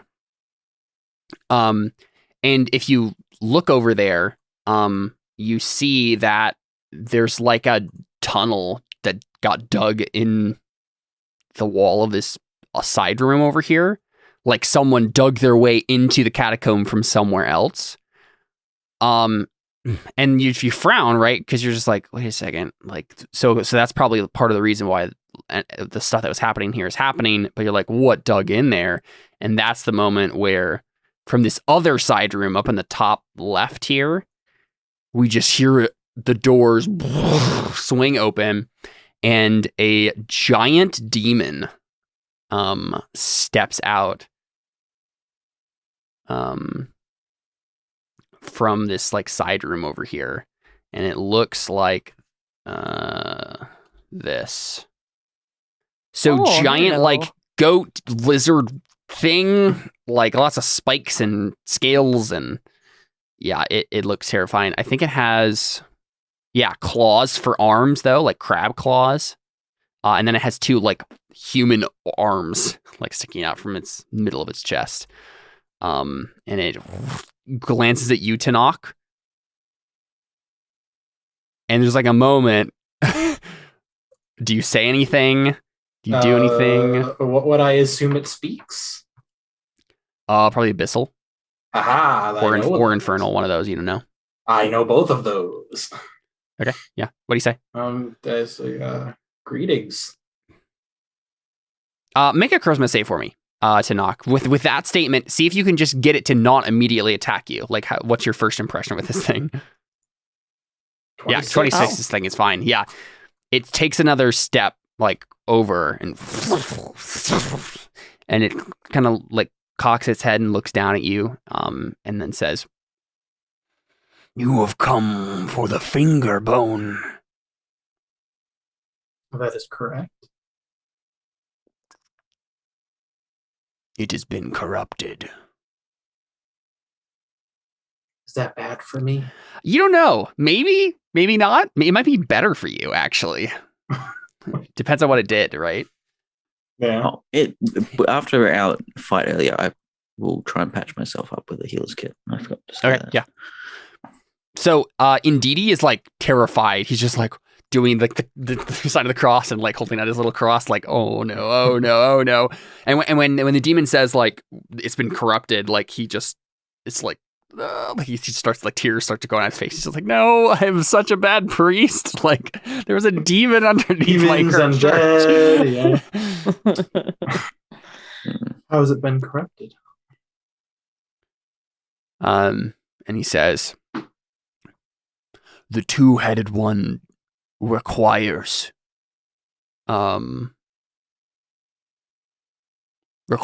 chaos. Who's the two-headed one? Do I know? Make a incredibly difficult religion check. All right. You know what? I'm gonna come up with a backstory thing to get advantage. Okay. That'd be an inspiration. Why would you know about demons? So, as we've seen earlier, in Tanakh's possession, he has a little book. And correct me about anything that may or may not be canonical to the series. But wherever the final battle took place or whatever. Oh, in Terra Nullius. Yeah. In some thing dedicated to what's her face? She the Jade Skirt. The Jade Skirt, yeah. That's where he found his. I'm seeing what it says, what it's called here for. Oh, the amulet? No, not the amulet. I have my whatever bonds. I have an ancient text that holds terrible secrets and must not fall into the wrong hand. Right.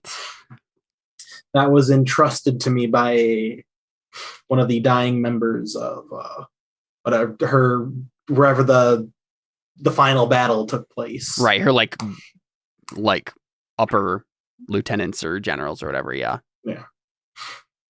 So yeah, I have an ancient text from one of those. I feel like the name of this demon lord might be in that text. Go ahead and take advantage.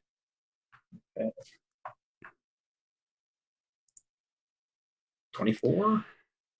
I was gonna say 25. Yeah, it's right on the tip of your tongue. It's like so close. But so I think you see an image in your head of like two mandrill heads, like that, these like blue-faced baboon looking things. And that's the image you get when he says two-faced one, but you can't recognize, like, you don't remember the name, you don't remember the context. But yeah, you know it's bad. Like you get a chill down your spine. That sounds very familiar. That's the one with the two mandrills, right? He says, I think the time for our conversation has ended. I cannot allow you to sanctify this place again. Oh, I don't plan on sanctifying it. And then he turns, but he does. I don't think he's capable of it. He turns back to you, like kind of curious. I'm just here for a little bit of the bone. He doesn't say anything. He's like, okay. He looks at the rest of you like, are you gonna, like, can I just keep living under here? Like, no one gonna stop me? Like, you just expected this? I mean, like, Kenneth is just like, okay, he's saying something. Does he intend to just live under here? I mean, he's probably not even going to live under here for much longer. Like, it sounded like he was almost done with what he needed to do. As long as nobody comes and sanctifies it again, like. Yeah. I mean, do you plan on leaving once you're done with what you're doing here? I have other tasks given to me by my master. Ooh. Anything interesting you would be willing to share with a wayward scholar? Yeah, and I think, like, Ndidi has been trying to work himself up to say something, and he just, like, finally just says, I cannot allow you to corrupt Henry's this place. just drinking. Henry's drinking stuff in the corner. Yeah, it sounds good. Because he technically understands everything that the guy's saying. Right, yeah. And he's just like nonchalantly going, yeah, well, I don't know that I can learn this. So I'm just going to drink. Hang on, just quickly drink a ship of faith potion. Yeah. Kenneth doesn't know what's happening. Oh, right, yeah, because you don't understand the language. Oh, yeah. I feel like I should roll a deception at this point. I'm not being entirely honest. To who? The demon. Oh, so basically you want him to get to leave so that then you can just sanctify the place, or that indeed he can? Yeah. Okay. Yeah. I mean, most, like 99% of what I said was true, but there's a little bit of... I want 24. All right, I'm going to roll insight for this dude. Ooh, 20, but not good enough. Yeah. I mean, honestly, I feel like what happens here is the demon, like, just, again, cocks his head and then says, you will keep this flea off of my back. He's like, gestures to Ndidi. I mean, I won't, but as he's proven throughout our little trek here, he's got the powers of a fourth-rate priest, so I don't think he'll be able to do anything. Yes. There are many priests who are not priests at all.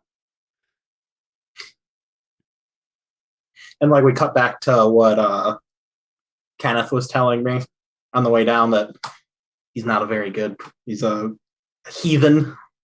Oh, yeah, yeah. May not really even believe himself is really what the words were. Yeah. Yeah.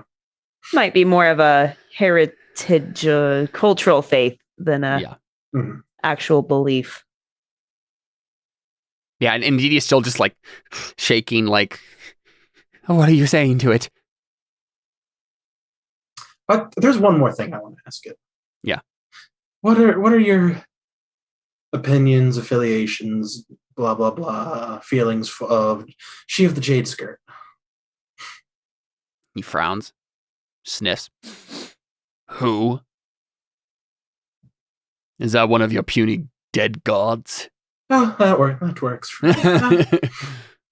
Oh, we're good here. We are the gods. We are the gods of this world now. You and the baboon guy whose name I already forgot. He didn't give him. You don't know the name. Yeah. I thought he said the name. He said Or the two-headed one. Or the two. Yeah, one of those. Yeah. Although I think it'd be very fitting if you just said whose name I already forgot. Who? Yeah. Yeah. I mean, I'm not smart, but Tanaka's smart. Yeah.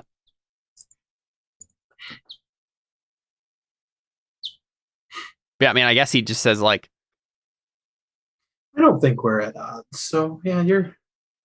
Take a sample and leave me to my work. Can I get a time frame of when you're going to be done? So... He just snarls a little bit. Like, leave me. Okay. I chiseled the sample. And I look to... So, Tanak, make an Arcana check.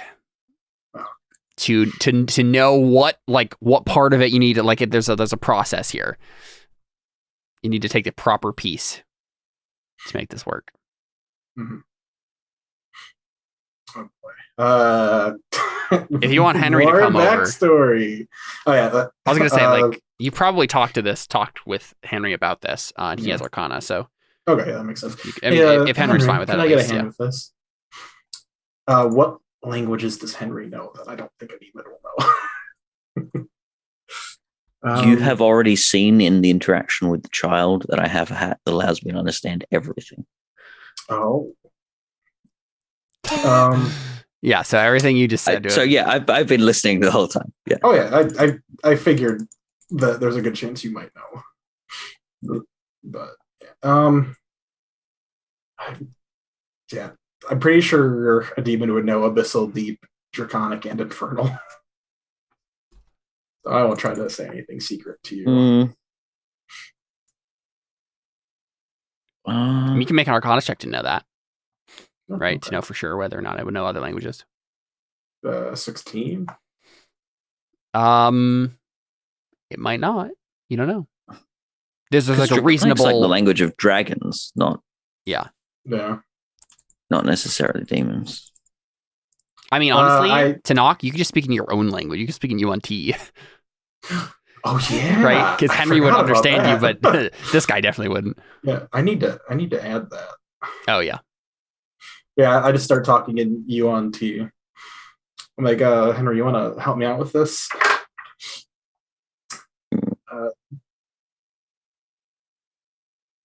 Can you talk in any language, or can you just understand every language? He just understands every language.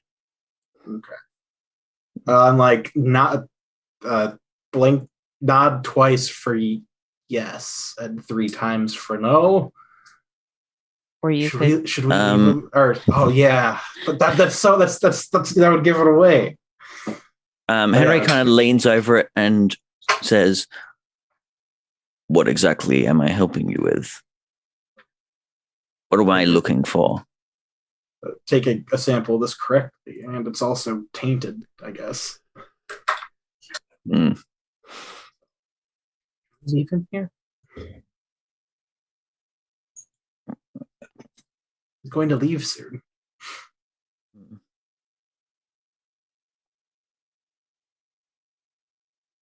Well, it depends if we need to get a pure sample or not. I have a little bit of holy water left. The barest vestige. If I had more silver, I could make tons more. But. Well, I think we could do that back at the Science Museum. No, I have some idea. Sample for now. I mean, I probably have like a couple of things, like some nippers or a file or something with my smith's tools. Yeah, if we want to do it that way. Yep. Yeah, just I've definitely got some pincers and stuff. Yeah. No, good thing you had advantage. Yeah. Nice. Crit success. I mean, you got exactly what you needed. And I think that success also means that because this is now corrupted by whatever the demon did, that's actually much better for you. Like, this has turned out excellently in your favor. It just got rid of a whole step. Yeah, pretty much, right. I mean, there's still like 10 steps, but well, yeah. There were. I mean, Alyssa, we're not doing a huge world-ending spell. What?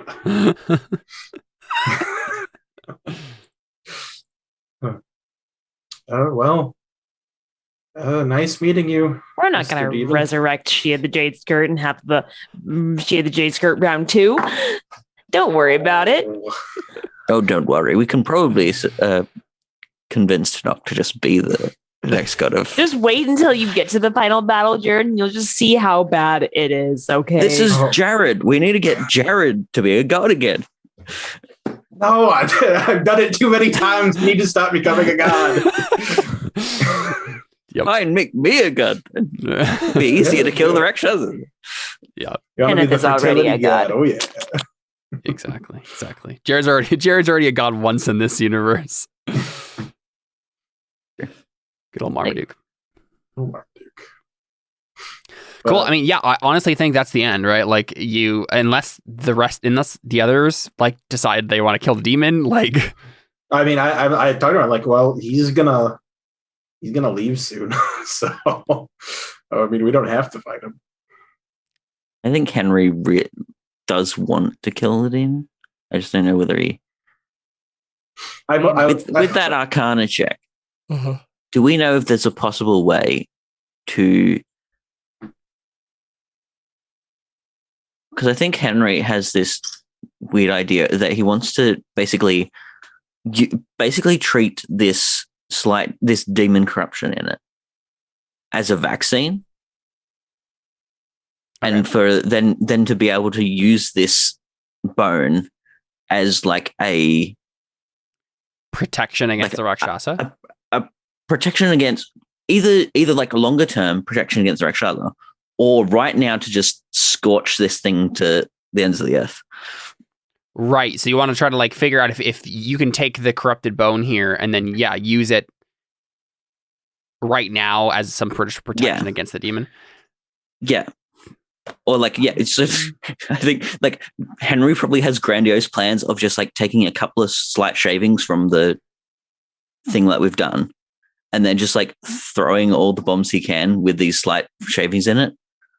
And if he can somehow work it so that it's treated as an inoculation rather than a actual corruption. I feel like it's another Arcana check, but you can make that. Can I get Tanox's assistance on mine? Oh, yeah, baby, I will. Okay, sweet. Yeah, good. Let's do this. Also, dang, literally the same result, except not a crit, because you have one more Arcana. Yeah, I mean, yes, certainly. Henry, let's see. What stuff do you actually have as an alchemist that you could, like, slightly modify with this thing? Okay, so I have, on me right now, I have a bunch of wine, 1 vial of holy water, 6 bombs, and then endless amounts of acid and alchemist fire. Pretty much. Henry, I'll tell you what. If you want to mix all of that into your alchemy jug, just like toss it all in like you're mixing a cauldron, and then add the little shavings, and then just throw it at the demon, I think you could just kill it, right? Like I think with that 26, you could just put together some sort of epic giant demon slaying bomb, and then just chuck it at the demon, and then you'd have to hit it, but like if it hit, it would like just rip him to shreds. Okay, yeah. So he starts working. I think he starts working on this, and he's like, "Well, you see, Tanok, that might do it. But if we're to be certain about this ritual, we have to do some sort of sacrifice." And he kind of gestures to the alchemy jug. And he looks over at Ndidi and he says, "I will expect compensation." And then he just turns around and just throws the big jar at the guy. Yeah, go ahead and make it like a normal like bomb roll or whatever you would do to like actually hit something. And we'll see how you do. Backstory. Yeah, I can definitely give you some backstory. Yeah. How long has it been since we started this dungeon, by the way? At least we started pretty late. It was like 8:30 or 40 when we like. Do you mean game time or real time? Right, no, game time. I would say at like half an hour or so. Okay, sure. Never mind. I don't think you ever used your bardic, so I was just curious. Yeah. I mean, if you want to, you could have given one of us some bardic inspiration for the... I don't know what I would have... For the ritual that we're trying to do with this thing, and then never actually used because we're way too good. Let's see. Yeah, I think we see a scene of... I think there's like some form of the dregs of celebration around. We see several buildings with a big sign out the front. Where is it? I got the name here. Yeah, we see like a bunch of buildings. There's a couple of forges out front, and there's a big sign which states the tooth and nail. And Nice. Great. we can great see record label. we can see that there are like several dregs of obviously a night of celebration. And there's like a few, like there's probably a banner there like saying happy 17th birthday, Henry. And we see Henry walking in kind of somewhat disheveled, still in his like, not even in the sailor's uniform. We actually see him in like a little Smith's uniform with a proper jacket and stuff. But we see him walking in past these two front forges, and we see him walk into a much larger forge that seems to have a lot more fanciness to it. All the brickwork is done in like a proper like black stone, evenly done. None of it's schmozzled. And we see that, but completely different to the stuff outside. What is now interior is mourning.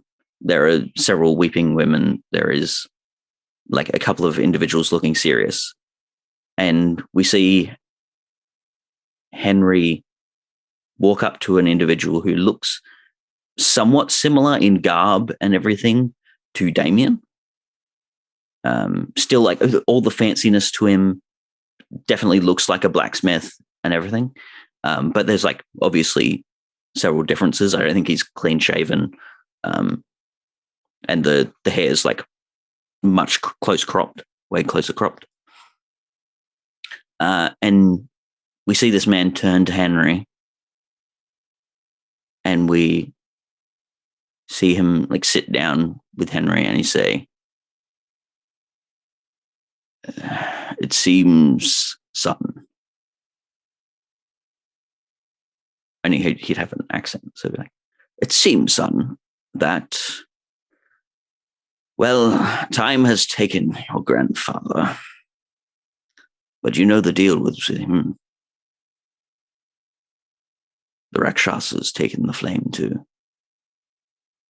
And we see Henry's like fists clench. Arthur meme. And you can see him, his mind turn with this frustration. And you can see, we probably like, as we zoom, like follow the camera down, which goes down towards the body in the background and like past his grasping fist, we see like a couple of papers in Henry's back pockets, which have like information on devil deals and how badly they go. Like warning signs from the local church. If a devil offers you a deal, here's how to say no. Take it. Exactly. These like really cheesy, but just meaningful say no tracts. to devil packs. And probably there's a few of them about like fae pacts as well, especially in England. Yeah. Have you seen this cat? There's a picture of a little white cat, Pongerbon underneath it. Basically, yes. There's all these warning materials. And you then see something, say something. We fade back and we look at Henry like in the midst of turning,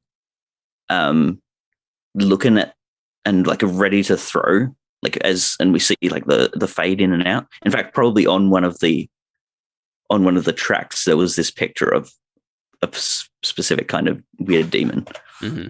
And then we see him just like throw this weird vial of amalgamation. I read a tract about you.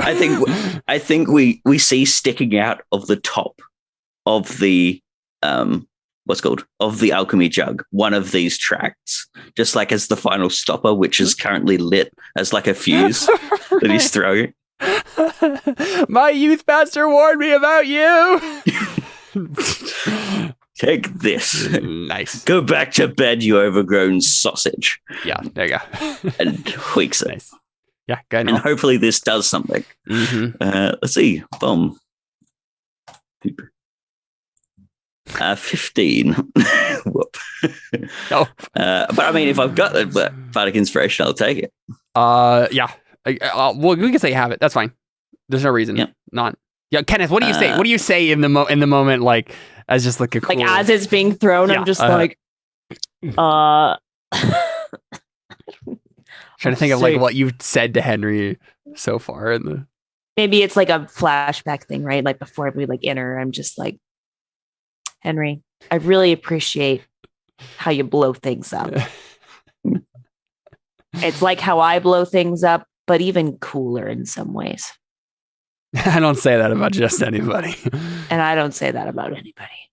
Don't tell anybody I said that. So we see this not Henry throwing a weird thing. And that's an 8. Certainly, yeah, you only needed a 2. Awesome.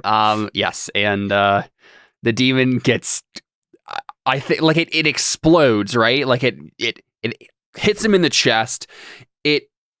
I think it shatters on impact, right? The whole thing just shatters, and suddenly there's just this black hole where his chest was. And it's not even really an explosion at all. It's just like the alchemy jug hits his chest, collapses, the shards of the jug itself fall, and there's just a hole, right, where his chest was, and he just falls over, and that's just it. Like, it's literally just a black hole just in his chest, and he's just dead. And it just falls to the ground. And indeed, he just like looks at you, and then says, "I knew you were a Christian the first moment I saw you." You know. I think he turns back to Ndidi and he says, "Well, I don't know if all of those alchemy jugs were the ones that turned water to wine, but I'm going to say that one was." Exactly. And I think that's where we end our session. Fun stuff. Thanks for playing, guys. Thanks for joining us for a side story. Always great to have all y'all. Yeah, I think that's it. Let's do XP real quick. Also, I will need compensation. That's $400. 400 gold for that alchemy jug. Yeah. Yes, and so there will still be definitely a thing about like Henry. You could look into changing back